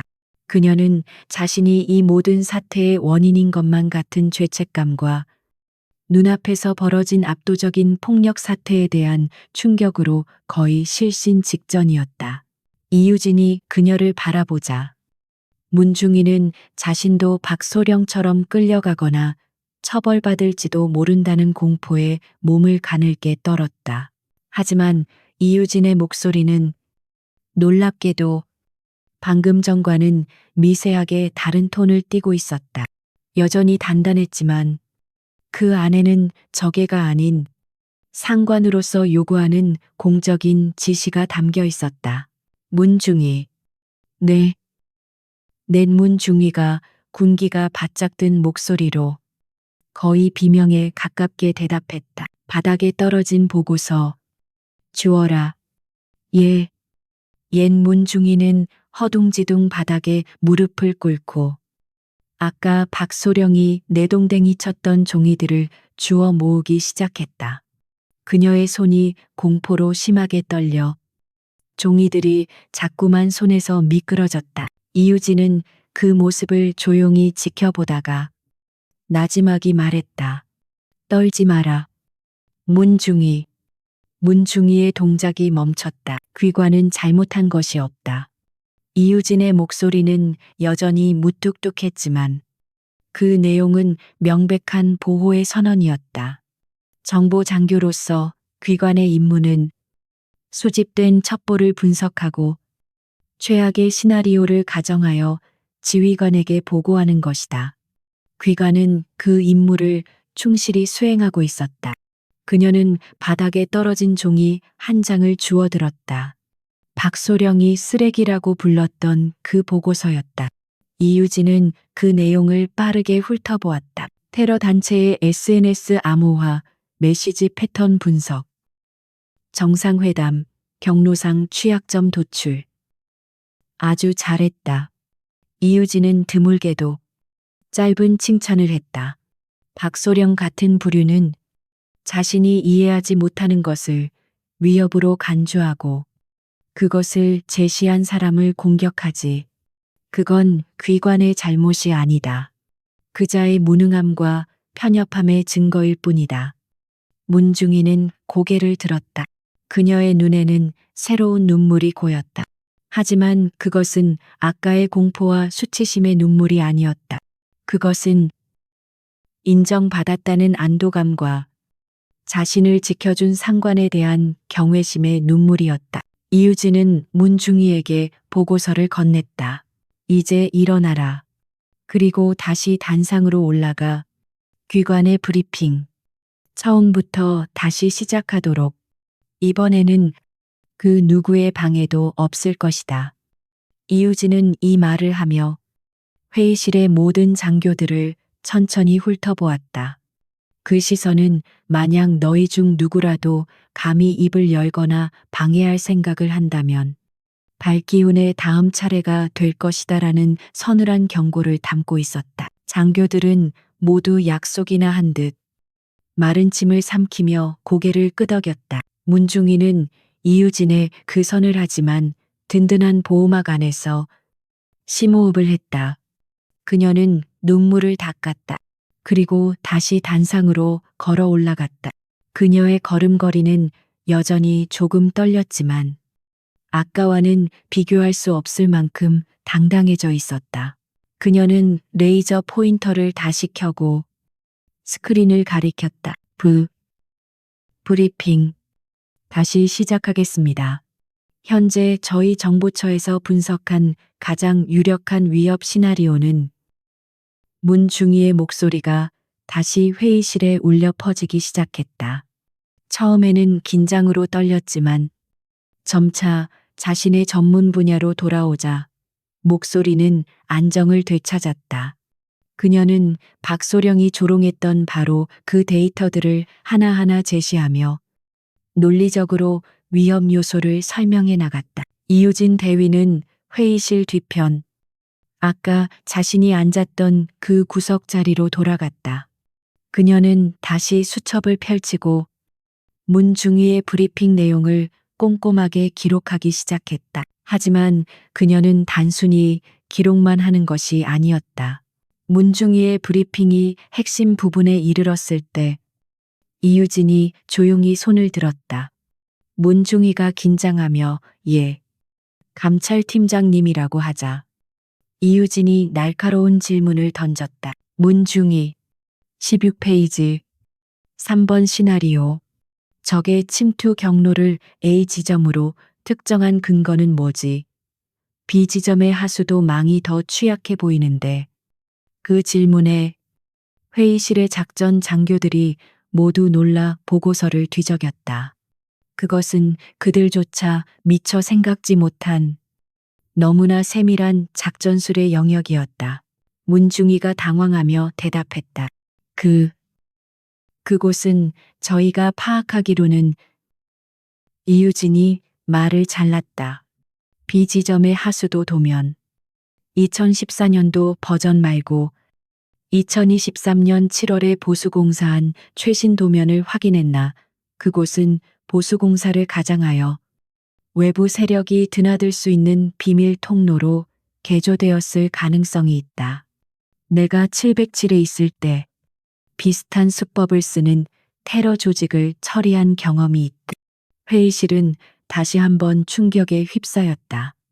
내가 707에 있을 때 그녀는 자신의 경험을 아무렇지도 않게 말했지만 그 무게는 회의실 전체를 짓눌렀다.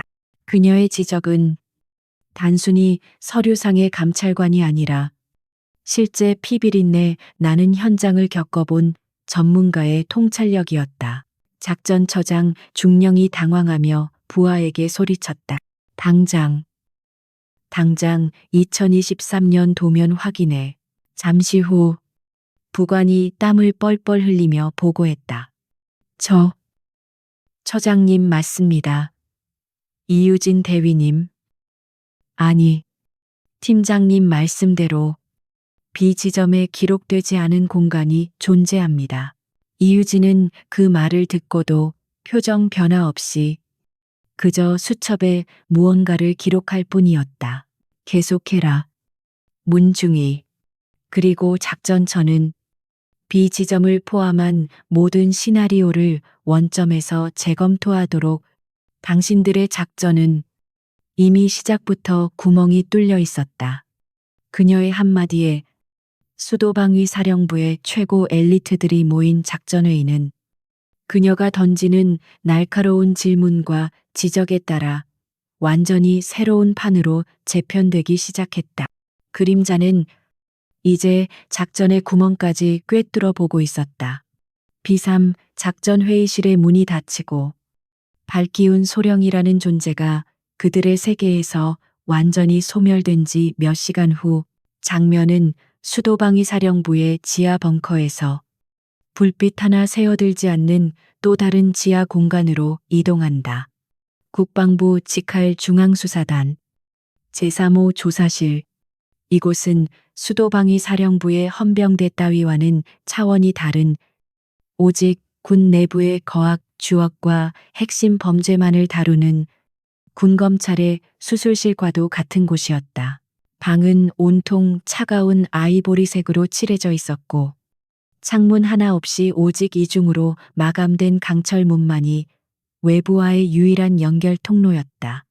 방의 한쪽 벽은 거대한 편도 거울 원웨이 미러리였고 천장에는 녹음과 녹화를 위한 카메라가 뻔히 그 존재감을 드러내고 있었다. 그 방 한가운데 볼품없는 철제 책상을 마주하고 발기운 소령이 앉아 있었다. 아니, 소령이라는 계급장은 이제 그에게서 찾아볼 수 없었다. 그는 땀과 굴욕으로 얼룩진 전투복 대신 수사단에서 지급한 헐렁한 회색 환자복 같은 수용복을 입고 있었다. 그의 오른쪽 팔은 군 병원에서 응급처치를 받은 후 어깨부터 팔꿈치까지 두꺼운 붕대와 검은색 슬링에 매달려 있었다. 그의 얼굴은 핏기가 완전히 가시고 고통과 분노, 그리고 아직도 현실을 받아들이지 못하는 망연자실함이 뒤엉켜 일그러져 있었다. 그의 앞에는 그와는 정반대의 인물이 앉아 있었다. 중앙수사단 소속의 베테랑 수사관 김진태 중령이었다. 그는 안경을 쓴 평범한 행정장교처럼 보였지만 그의 눈은 이유진 대위의 그것과는 또 다른 종류의 냉철함을 담고 있었다.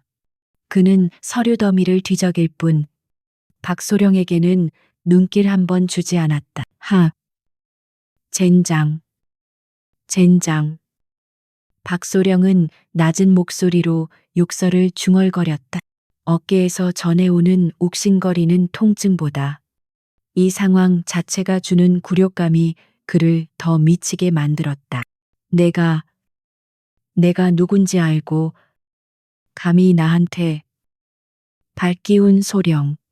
김중령이 서류에서 눈을 떼지 않은 채 무미건조한 목소리로 그의 말을 끊었다.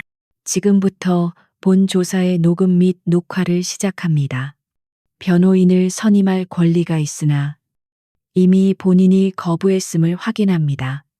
묵비권을 행사할 수 있으나 그것이 본인에게 유리하게 작용하지는 않을 겁니다. 이봐요. 김중령 박소령이 책상을 내리치려다 붕대로 감긴 팔의 고통에 크억하고 신음을 삼켰다. 이건 불법 감금이야. 그 미친년이. 이유진. 그년이 나한테 폭력을 썼다고. 상관 폭행은 그년이 저지른 거야. 내 어깨가. 김중령은 드디어 서류에서 고개를 들었다. 그는 안경을 고쳤으며 박소령을 마치 흥미로운 벌레라도 관찰하듯 바라보았다. 박소령, 상황 파악이 아직 안 되십니까? 그는 책상 위에 노트북을 돌려 박소령에게 화면을 보여주었다. 화면에는 B3 작전 회의실의 천장 CCTV 영상이 재생되고 있었다. 소리는 없었지만 모든 것이 명확하게 기록되어 있었다. 이것이 수도방위 사령부에서 협조받은 공식 회의 기록 영상입니다. 영상 속에서 박소령 자신이 문중희에게 손가락질하며 포효하고 있었다. 그가 이유진 대위의 책상을 엎고 그녀의 수첩을 내동댕이 치는 장면이 선명하게 재생되었다.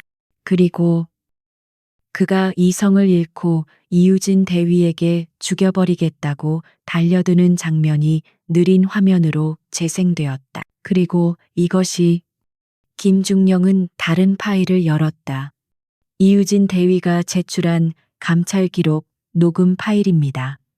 이번에는 소리가 흘러나왔다. 중요한 작전회의 중이다. 여군년이 낄 자리가 아니야. 썩 꺼져라. 박소령 자신의 목소리가 그 끔찍한 폭언이 조사실을 가득 메웠다. 박소령의 얼굴이 하얗게 질렸다. 그건 김중령은 노트북을 닫았다. 박소령, 당신은 감찰관이 신분을 고지한 이후에도 그녀를 계집애라 칭하며 모욕했고 명백한 살해 의도를 가지고 그녀를 공격했습니다. 100kg이 넘는 당신이 50kg 남짓한 여군 대위를 향해 전력으로 돌진했습니다. 그는 서류를 한 장 꺼내 들었다. 이유진 대위의 진술서에 따르면 대상자의 압도적인 체급 차이와 명백한 살의에 대응, 생명의 위협을 느껴 즉각적인 제압수를 사용했다고 되어 있습니다.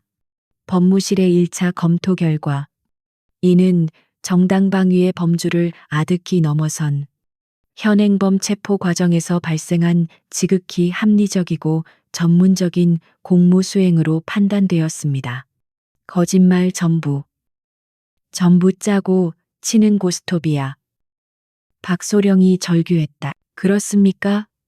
김중령이 미소를 지었다. 그것은 지극히 사무적인, 그래서 더 소름 끼치는 미소였다. 이상하군요. 당신이 오늘 중앙수사단으로 이송되었다는 소식이 퍼져나간 이후로 제 사무실 전화가 불이 날 지경이라서 말입니다. 그는 책상 위에 있던 두꺼운 서류철 몇 개를 박소령 앞으로 밀었다. 전부 익명의 제보입니다. 당신이 과거에 근무했던 부대들에서 온. 박소령의 눈동자가 격렬하게 흔들렸다. 김중령은 첫 번째 서류철을 열었다. 3년 전 5호 부대 야간 훈련 중 새로 전입 온 여군 하사의 군장을 문제 삼아 완전 군장으로 연병장을 50바퀴 돌게 했더군요. 해당 하사 다음 날 탈진 및 스트레스로 자살 시도. 사건은 개인적인 문제로 덮였고 당신은 징계조차 받지 않았습니다. 그는 다음 서류철을 열었다. 2년 전 XX사단 회식 자리에서 술에 취해 부하 장교에게 폭언 및 폭행, 피해, 장교, 전역 지원. 이건 역시 상호 간의 다툼으로 종결. 심지어 그는 마지막 서류를 꺼냈다. 불과 6개월 전, 바로 이 수도방위 사령부 내에서도 당신의 폭언과 성희롱을 견디다 못해 전출을 요청하거나 정신과 상담을 받은 병사 및 간부가 10명이 넘는다는 내부 보고입니다. 하지만 모두 박소령은 원래 그런 사람이니 참아라. 괜히 긁어 부스럼 만들지 마라는 지휘관들의 묵인하에 묻혔지요. 김중령은 안경 너머로 박소령의 무너진 눈을 똑바로 쳐다보았다. 박소령, 당신은 군인이 아니었습니다. 당신은 종양이었습니다. 부대라는 신체를 골마 터지게 만드는 악성 종양. 박소령은 아무 말도 하지 못했다. 그는 깨달았다. 자신이 무너지는 순간, 그동안 자신이 짓밟아왔던 모든 이들이, 자신을 방관했던 모든 이들이 자신을 향해 칼을 겨누고 있다는 것을. 당신은, 김중령이 말을 이었다. 수많은 약자들을 짓밟는 것은 괜찮다고 생각했겠지요. 하지만 당신은 단 하나의 실수를 했습니다. 당신의 그 오만함과 편견으로 당신이 약자라고 생각했던 단 한 사람을 잘못 건드렸습니다. 당신은 그림자를 건드렸습니다. 박소령. 시각은 다시 밤늦은 시각. 국방부 특별감찰관실의 임시 사무실.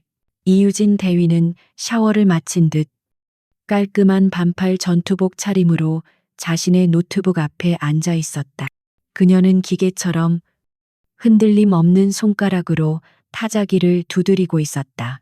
그녀는 보고서를 작성하고 있었다. 그녀의 보고서는 지극히 건조하고 사실에 기반했다. 그곳에는 분노나 모욕감 같은 감정적인 단어는 단 한 줄도 없었다. 오직 시간, 장소, 발언, 그리고 행위만이 기록될 뿐이었다. 사건 경위 5월 5일 XX시 수도방위 사령부 B3 작전회의실 XX시 XX분 발기운 소령 정상회담 안보 위협 브리핑 중이던 정보처 문중희 여에게 여군년 썩 꺼져라. 쓰레기 같은 보고서 등 성차별적이고 모욕적인 언사로 공식 브리핑을 중단시킴. XX시 XX분 본관 감찰관 이유진 대위 회의 질서 유지 및 동료 존중을 요청함. XX시 XX분 발기운 소령 본관에게 꼬마 대위 계집애 커피나 타라 등 본관의 계급과 성별을 근거로 한 모욕적 발언 지속함.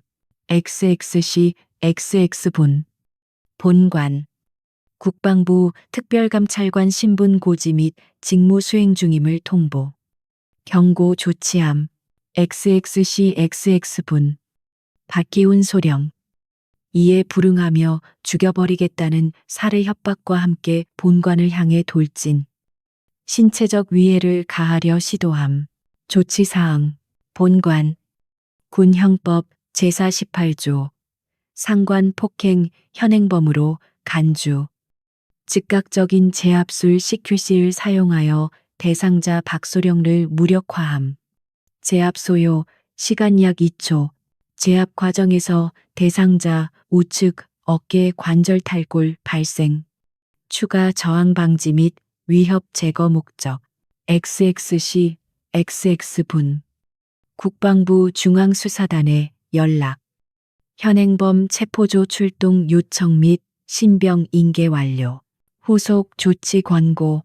발기훈 소령군 형법 제47조 상관 모욕 제136조 공무집행방해 제48조 상관 폭행 등 다수 혐의.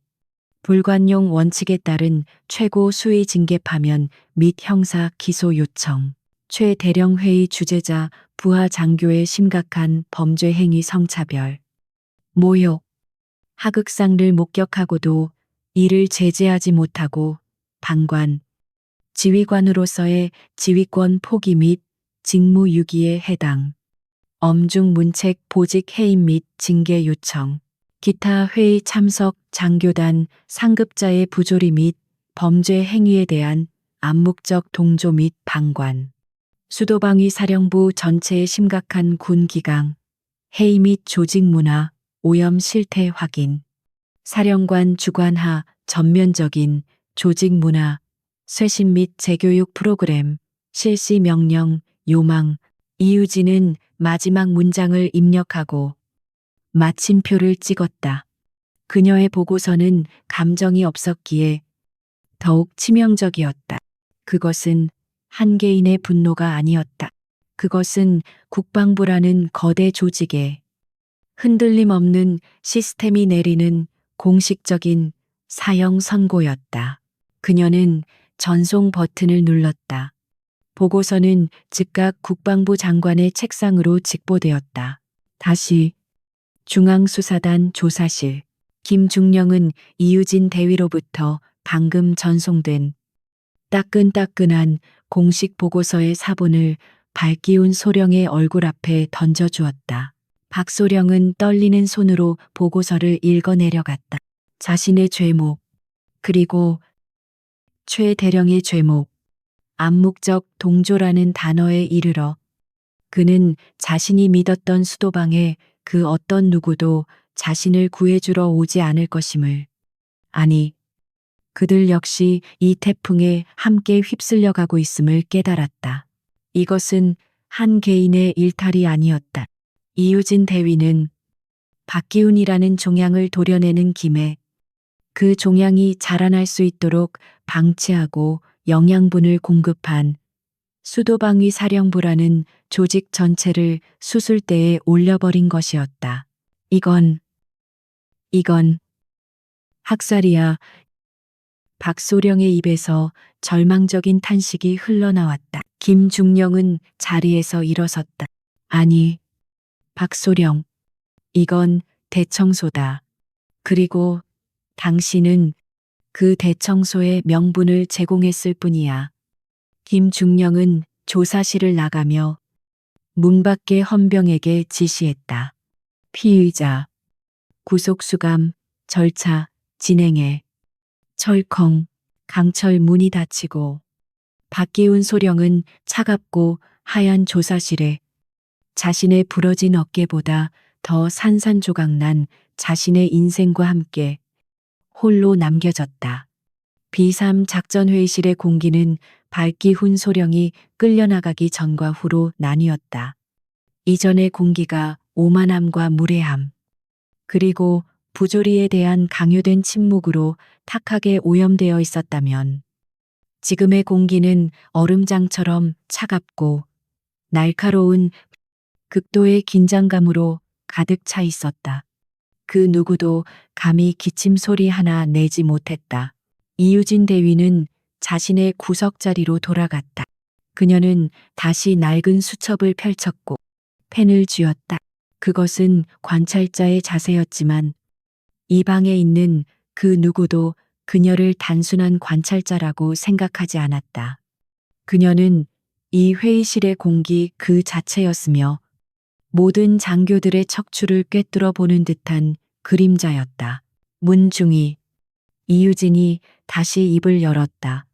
그녀의 목소리는 평온했지만 그 평온함이 오히려 더 큰 위압감을 주었다. 브리핑, 중단된 부분부터 계속해라. 문중이는 마른 침을 삼켰다. 그녀는 방금 전 자신을 짓밟으려 했던 괴물이 사라진 자리를 힐끗 쳐다보았다. 그리고 자신을 지켜준, 하지만 그 괴물보다 몇 배는 더 무서운 존재인 이유진 대위를 바라보았다. 그녀는 고개를 깊이 숙였다. 예, 알겠습니다. 팀장님, 문중이는 다시 스크린을 향했다. 그녀의 목소리는 처음에는 가늘게 떨렸지만 곧 자신의 전문 영역으로 돌아오자 놀라울 정도로 빠르고 정확하게 안정을 되찾았다. 그녀는 이유진이라는 절대적인 방패 뒤에서 비로소 정보 장교로서의 자신의 역량을 마음껏 펼쳐 보이기 시작했다. 그녀는 박소령이 쓰레기라고 불렀던 바로 그 SNS 암호화 메시지 패턴과 특정 지하 조직의 자금 흐름을 논리적으로 연결지었다. 그녀의 분석은 날카로웠고 데이터에 기반했다. 회의실의 다른 장교들은 이제야 비로소 그 쓰레기 속에 얼마나 중요한 보석이 숨겨져 있었는지 깨닫고 경악했다. 브리핑이 끝나자 이유진은 고개조차 들지 않고 수첩에 기록하며 말했다. 잘했다. 문중희. 다음. 작전처. 문중희가 제시한 위협 시나리오 3번에 대한 대응 계획. 브리핑 시작해라. 작전처장인 중령이 식은땀을 닦으며 자리에서 일어섰다. 그는 비지점의 하수도 문제를 지적당했던 바로 그 인물이었다. 그의 목소리는 긴장으로 딱딱하게 굳어 있었다. 예. 작전처장입니다. 시나리오 3번에 대해 저희는 그가 준비된 슬라이드를 넘기며 기존의 방어 계획을 설명하기 시작했다. 그것은 교과서적이고 훌륭해 보이는 계획이었다. 하지만 이유진의 귀에는 그저 탁상공론으로 들릴 뿐이었다. 중지. 이유진의 나지막한 목소리가 브리핑을 끊었다. 작전처장의 등이 경직되었다. 이유진은 고개를 들어 그를 바라보았다. 중령. 해당 계획은 누가 봐도 A 지점의 모든 병력을 집중시키는 지극히 예상 가능한 수준이다. 만약 내가 적이라면 당연히 A 지점을 기만술로 이용하고 당신들이 구멍이라고 인정한 B 지점을 뚫을 것이다. 그래서 B 지점에도 예비대 이유진이 코웃음을 쳤다. 적이 B 지점을 타격할 때 예비대가 현장까지 도착하는 데 걸리는 시간, 골든타임은 계산해 봤나 도로가 통제되고 시민들이 패닉에 빠진 상황을 가정했는가. 당신의 예비대는 그저 종이 위의 병력일 뿐이다.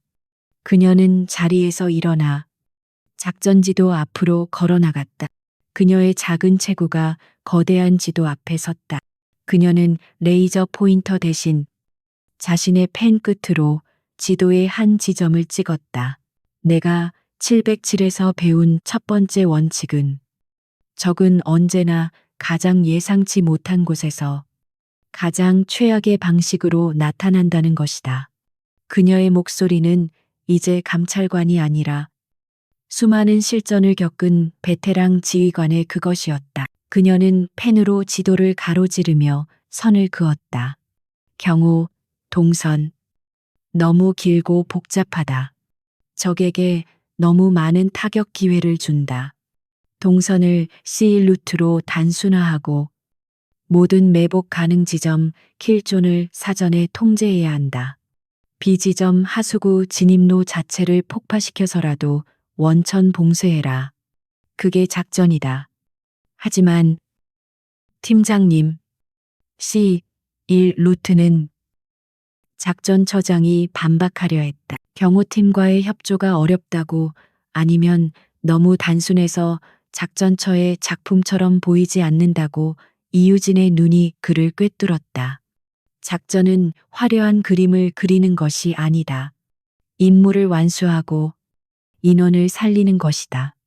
가장 단순한 것이 가장 완벽한 것이다. 회의실은 다시 한번 충격에 휩싸였다. 그녀는 단순히 감찰을 하러 온 것이 아니었다. 그녀는 이 작전 계획 전체를 수술하고 있었다.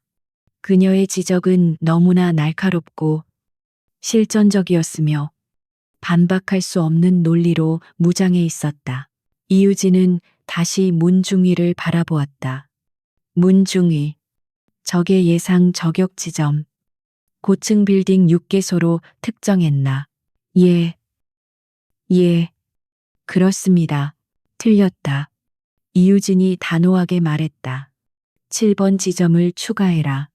저기 강 건너편에 폐쇄된 방송국 송신탑. 거리는 유효 사거리 내이고 고각 사격이 가능하며 도주로가 완벽하게 확보된다. 707의 저격수들이 가장 선호하는 지점이다. 문중위와 정보처장교들은 자신들의 분석이 한낱 아마추어의 것임을 깨닫고 얼굴이 붉어졌다. 그들은 즉시 데이터를 수정하기 시작했다. 그렇게 몇 시간이 흘렀다. 비삼 작전회의실은 이유진 대위라는 그림자의 지휘 아래 그 어느 때보다 치열하고 격렬한 월게임의 현장으로 변모했다. 장교들은 더 이상 그녀의 눈치를 보지 않았다. 아니, 그들은 이제 그녀의 기준을 통과하기 위해 자신의 모든 지식과 역량을 필사적으로 쏟아붓고 있었다. 그들의 오만함은 사라졌다. 그 자리에는 전문가로서의 순수한 집중력과 진짜 전문가에 대한 경외심만이 남았다. 박기훈 소령이 쓰레기라고 불렀던 문중위의 정보 분석은 이제 작전 계획의 가장 핵심적인 축이 되어 있었다. 자정이 가까워질 무렵 드디어 모든 구멍이 메워지고 모든 시나리오에 대한 완벽한 대응책이 수립되었다. 그것은 처음의 허술한 계획과는 비교조차 할 수 없는 촘촘하고 빈틈없는 작품이었다. 최 대령이 지친 그러나 어딘가 후련한 표정으로 자리에서 일어났다. 그는 이유진 대위를 바라보며 자신도 모르게 보고를 하고 있었다. 팀장님, 아니, 이 대위님, 모든 계획 수립이 완료된 것 같습니다. 회의실의 모든 장교들이 숨을 죽이고 이유진을 바라보았다. 그녀의 마지막 승인을 기다리는 것이다. 이유진은 수첩을 천천히 덮었다. 탁하는 소리가 이 모든 과정의 끝을 알리는 신호처럼 들렸다. 그녀는 자리에서 일어섰다. 그리고 회의실 중앙으로 다시 걸어 나왔다. 그녀는 지친 장교들을 그리고 이 모든 변화를 만들어낸 문중위를 그리고 자신의 무능함을 깨닫고 잿빛이 된 최 대령을 천천히 둘러보았다. 오늘 여러분은 진정한 힘이 무엇인지 배웠기를 바란다. 그녀의 마지막 수업이 시작되었다. 진정한 힘은 발기운 소령이 휘둘렀던 그 폭력적인 목소리나 어깨에 달린 무궁화 계급장에서 나오는 것이 아니다. 그것은 자신의 무지를 인정하고 타인의 전문성을 존중하는 태도에서 나온다. 그것은 당신들이 계집애라고 무시했던 문중위가 밤을 새워가며 분석해낸 저 데이터 한 줄에서 나온다. 군대는 힘의 조직이다. 하지만 그 힘은 약자를 짓밟는 데 사용되는 순간 폭력이 되고 약자를 지키고 임무를 완수하는 데 사용될 때 비로소 힘이 된다. 그녀의 시선이 최 대령에게 머물렀다. 최 대령, 당신은 오늘 지휘관으로서의 자격을 잃을 뻔했다. 부하의 부조리를 묵인하는 지휘관은 적보다 더 무서운 내부의 적이다. 오늘 이 회의실에서 배운 교훈을 뼈에 새기길 바란다. 최 대령은 고개를 깊이 숙였다. 명심하겠습니다. 이유진은 더 이상 그들에게 시간을 쓰지 않았다. 그녀는 자신의 낡은 수첩을 전투복 주머니에 넣었다. 그녀의 임무는 끝났다. 본 감찰관은 오늘부로 수도방위 사령부 작전회의 감찰 임무를 종료한다. 최종 보고서는 내일 아침 국방부 장관께 직보될 것이다. 그녀는 문을 향해 걸어갔다. 그녀가 올 때처럼 조용하고 망설임 없는 걸음걸이였다. 모든 장교들이 기립하여 그녀에게 경의를 표했지만 그녀는 돌아보지 않았다. 다만 문중위의 옆을 스쳐 지나갈 때 그녀는 아주 잠시 멈춰섰다. 그녀는 문중위를 바라보지 않았지만 나지막한 목소리로 한마디를 건넸다. 잘했다. 문중희, 그게 진짜 군인의 모습이다. 문중희의 눈이 커졌다. 이유진은 그대로 강철 문을 열고 복도의 어둠 속으로 그림자처럼 사라졌다. 회의실에는 깊은 침묵이 흘렀다. 장교들은 마치 거대한 태풍이 모든 것을 쓸어간 자리에 남겨진 사람들처럼 멍하니 서 있었다. 문중희는 이유진이 사라진 문을 바라보며 자신도 모르게 주먹을 꽉 쥐었다. 공포와 수치심으로 얼룩졌던 그녀의 눈에는 이제 강철 같은 의지와 자신이 나아가야 할 길을 발견한 자의 뜨거운 빛이 감돌고 있었다. 그림자는 떠났지만 그녀는 가장 강력한 빛을 남기고 갔다. 이유진 대위가 사라진 뒤 3작전 회의실의 문이 닫히고 며칠의 시간이 흘렀다. 그녀가 던진 거대한 파문은 수도 방위사령부라는 거대한 연못의 바닥까지 뒤흔들어 놓았다. 그림자는 떠났지만 그녀가 남긴 감찰 보고서라는 칼날은 가장 정확하고 무자비하게 그 임무를 완수했다. 가장 먼저 박기훈 소령의 최후가 결정되었다. 그는 국방부 중앙수사단의 강도 높은 조사를 받았다. 그의 변호사와 그가 믿었던 육사 선배 라인들은 그를 구제하기 위해 백방으로 노력했다. 그들은 이것이 이유진 대위의 과잉 진압이며 군 내부의 정당한 위계 질서를 무시한 하극상이라고 주장하려 했다. 하지만 그들의 주장은 이유진이 제출한 단 하나의 증거물, 즉 발기운 소령의 폭언이 담긴 녹음 파일과 CCTV 영상 앞에서 산산조각 났다.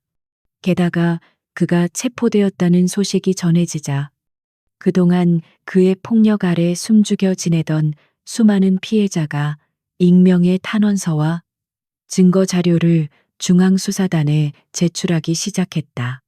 그가 과거에 저질렀던 성희롱, 폭언, 직권남용의 증거들이 쏟아져 나왔다. 군사법원은 이 사건을 군 기강을 뿌리부터 썩게 만든 상징적인 사건으로 규정했다. 발기훈 소령은 상관 폭행 미수, 상관 모욕, 공무집행 방해라는 주된 혐의에 더해 과거의 수많은 직권남용 혐의까지 모두 병합되어 군 검찰에 기소되었다. 최종 판결은 신속하고 무자비했다. 피고 발기훈, 군인의 본분을 망각하고 계급을 사적인 폭력의 도구로 사용했으며 군 내부의 단결을 심각하게 저해하고 상관인 특별감찰관에게 살해 의도를 가지고 폭행을 시도함. 이는 그 어떤 사유로도 용서받을 수 없는 반역 행위에 준하는 범죄임. 그는 소령 계급에서 2등병으로 14계급 강등되는 치욕과 함께 파면 처분을 받았다. 그는 군인 연금은 물론 그 어떤 명예도 없이 군에서 불명예스럽게 쫓겨났다. 하지만 그것이 끝이 아니었다. 그는 징역 5년의 실형을 선고받고 민간 교도소가 아닌 가장 혹독하다는 국군 교도소에 수감되었다. 그가 그토록 경멸했던 범죄자들과 똑같은 죄수복을 입고서 그가 그토록 자랑스러워했던 수도방의 힘은 그를 감옥 문턱에서조차 지켜주지 못했다.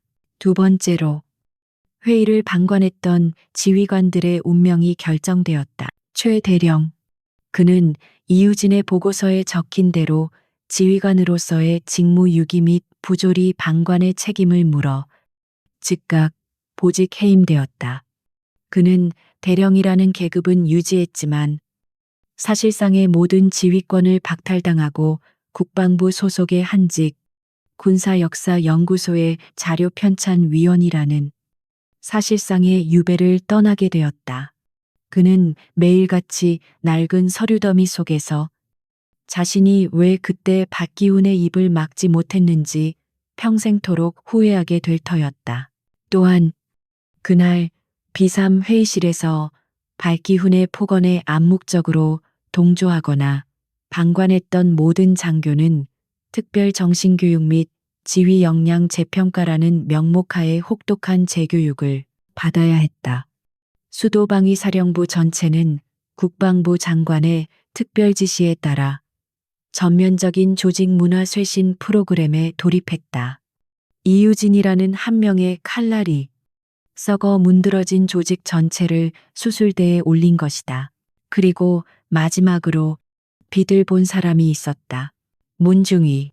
그녀의 정보 분석과 이유진 대위가 수정한 작전 계획은 완벽하게 맞아떨어졌다.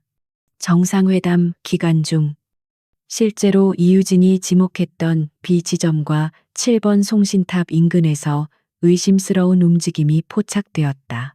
하지만 이미 모든 구멍을 틀어막은 수도방위 사령부의 철통 같은 방어 태세에 그들은 아무것도 시도조차 하지 못하고 물러났다. 정상회담은 역사상 유례 없이 완벽한 안보 속에서 성공적으로 마무리되었다. 이 모든 공로의 시작점이 발기운 소령이 쓰레기라고 불렀던 문중희의 보고서에서 시작되었음이 밝혀졌다. 그녀는 박소령이 그토록 원했던 영웅이 되었다. 그녀는 정보 분석의 공을 인정받아 정상회담 직후 대위로 특별 진급했다. 그리고 그녀는 수도방위사령부를 떠나 대한민국 최고의 정보 분석가들이 모인다는 국방정보본부 DIC의 핵심 부서로 영전했다. 그녀는 새로운 부임지로 떠나기 전 낡은 B3 회의실을 마지막으로 찾았다. 그녀는 이유진이 앉았던 그 구석 자리를 가만히 바라보았다. 그곳에는 아무도 없었지만 문 대위는 그날 자신을 지켜주었던 그 차갑지만 든든했던 그림자를 선명하게 기억했다. 그녀는 그 자리를 향해 보이지 않는 상관에게 가장 절도 있는 경례를 붙였다. 그렇다면 이 모든 폭풍을 몰고 온 이유진 대위는 어디에 있을까? 그녀는 수도방위 사령부의 임무가 종료된 다음 날, 그 누구에게도 작별 인사조차 하지 않고 떠났다. 그녀는 자신이 왔던 것처럼 조용히 그림자처럼 사라졌다. 그녀는 지금 수도방 위사령부에서 수백 킬로미터 떨어진 동해안의 어느 최전방 해안경비대대의 낡은 컨테이너 사무실에 앉아 있다. 그녀는 또 다른 부조리와 비리의 냄새를 맡고 그곳으로 파견된 것이다. 그녀의 앞에는 이번에는 해안경계부실과 상관의 보급품 횡령에 대한 자료가 수북이 쌓여 있다. 그녀는 여전히 그 낡은 가죽 수첩을 펼쳐들고 새로운 표적에 대한 분석을 시작했다. 그녀의 눈은 여전히 차가웠고 감정이 없었다. 박기훈 소령을 만났던 그날처럼 그녀는 그저 묵묵히 자신의 임무를 수행할 뿐이었다. 대한민국 군이라는 거대한 조직이 병들지 않도록 골마 터진 환부를 도려내는 외과 의사로서의 임무를 그녀의 전쟁은 아직 끝나지 않았다. 목소리가 바뀌며 청중에게 직접 이야기하는 톤으로 오늘 이야기는 어떠셨나요? 계급과 성별이라는 편견으로 가득 차 자신의 권력을 이용해 동료를 짓밟으려 했던 한 오만한 장교의 처참한 최후였습니다. 진정한 힘은 목소리의 크기나 어깨에 달린 완장에서 나오는 것이 아닙니다. 진정한 힘은 이유진 대위처럼 자신의 자리에서 묵묵히 책임을 다하는 전문성과 문중희처럼 어떤 압력에도 굴하지 않고 자신의 임무를 완수하려는 용기에서 나옵니다. 만약 여러분이 문중희와 같은 상황이었다면 혹은 그 회의실의 방관자들 중 한 명이었다면 어떻게 행동했을 것 같나요? 여러분의 생각을 댓글로 자유롭게 남겨주세요. 여러분의 의견 하나하나가 더 나은 세상을 만드는 힘이 됩니다. 오늘 이야기가 막힌 속을 뚫어주는 시원한 사이다 같으셨다면 저희 채널의 좋아요와 구독 버튼 잊지 말고 꼭 눌러주세요. 여러분의 응원은 저희가 더 강력하고 속 시원한 이야기로 돌아올 수 있게 하는 가장 큰 힘이 됩니다.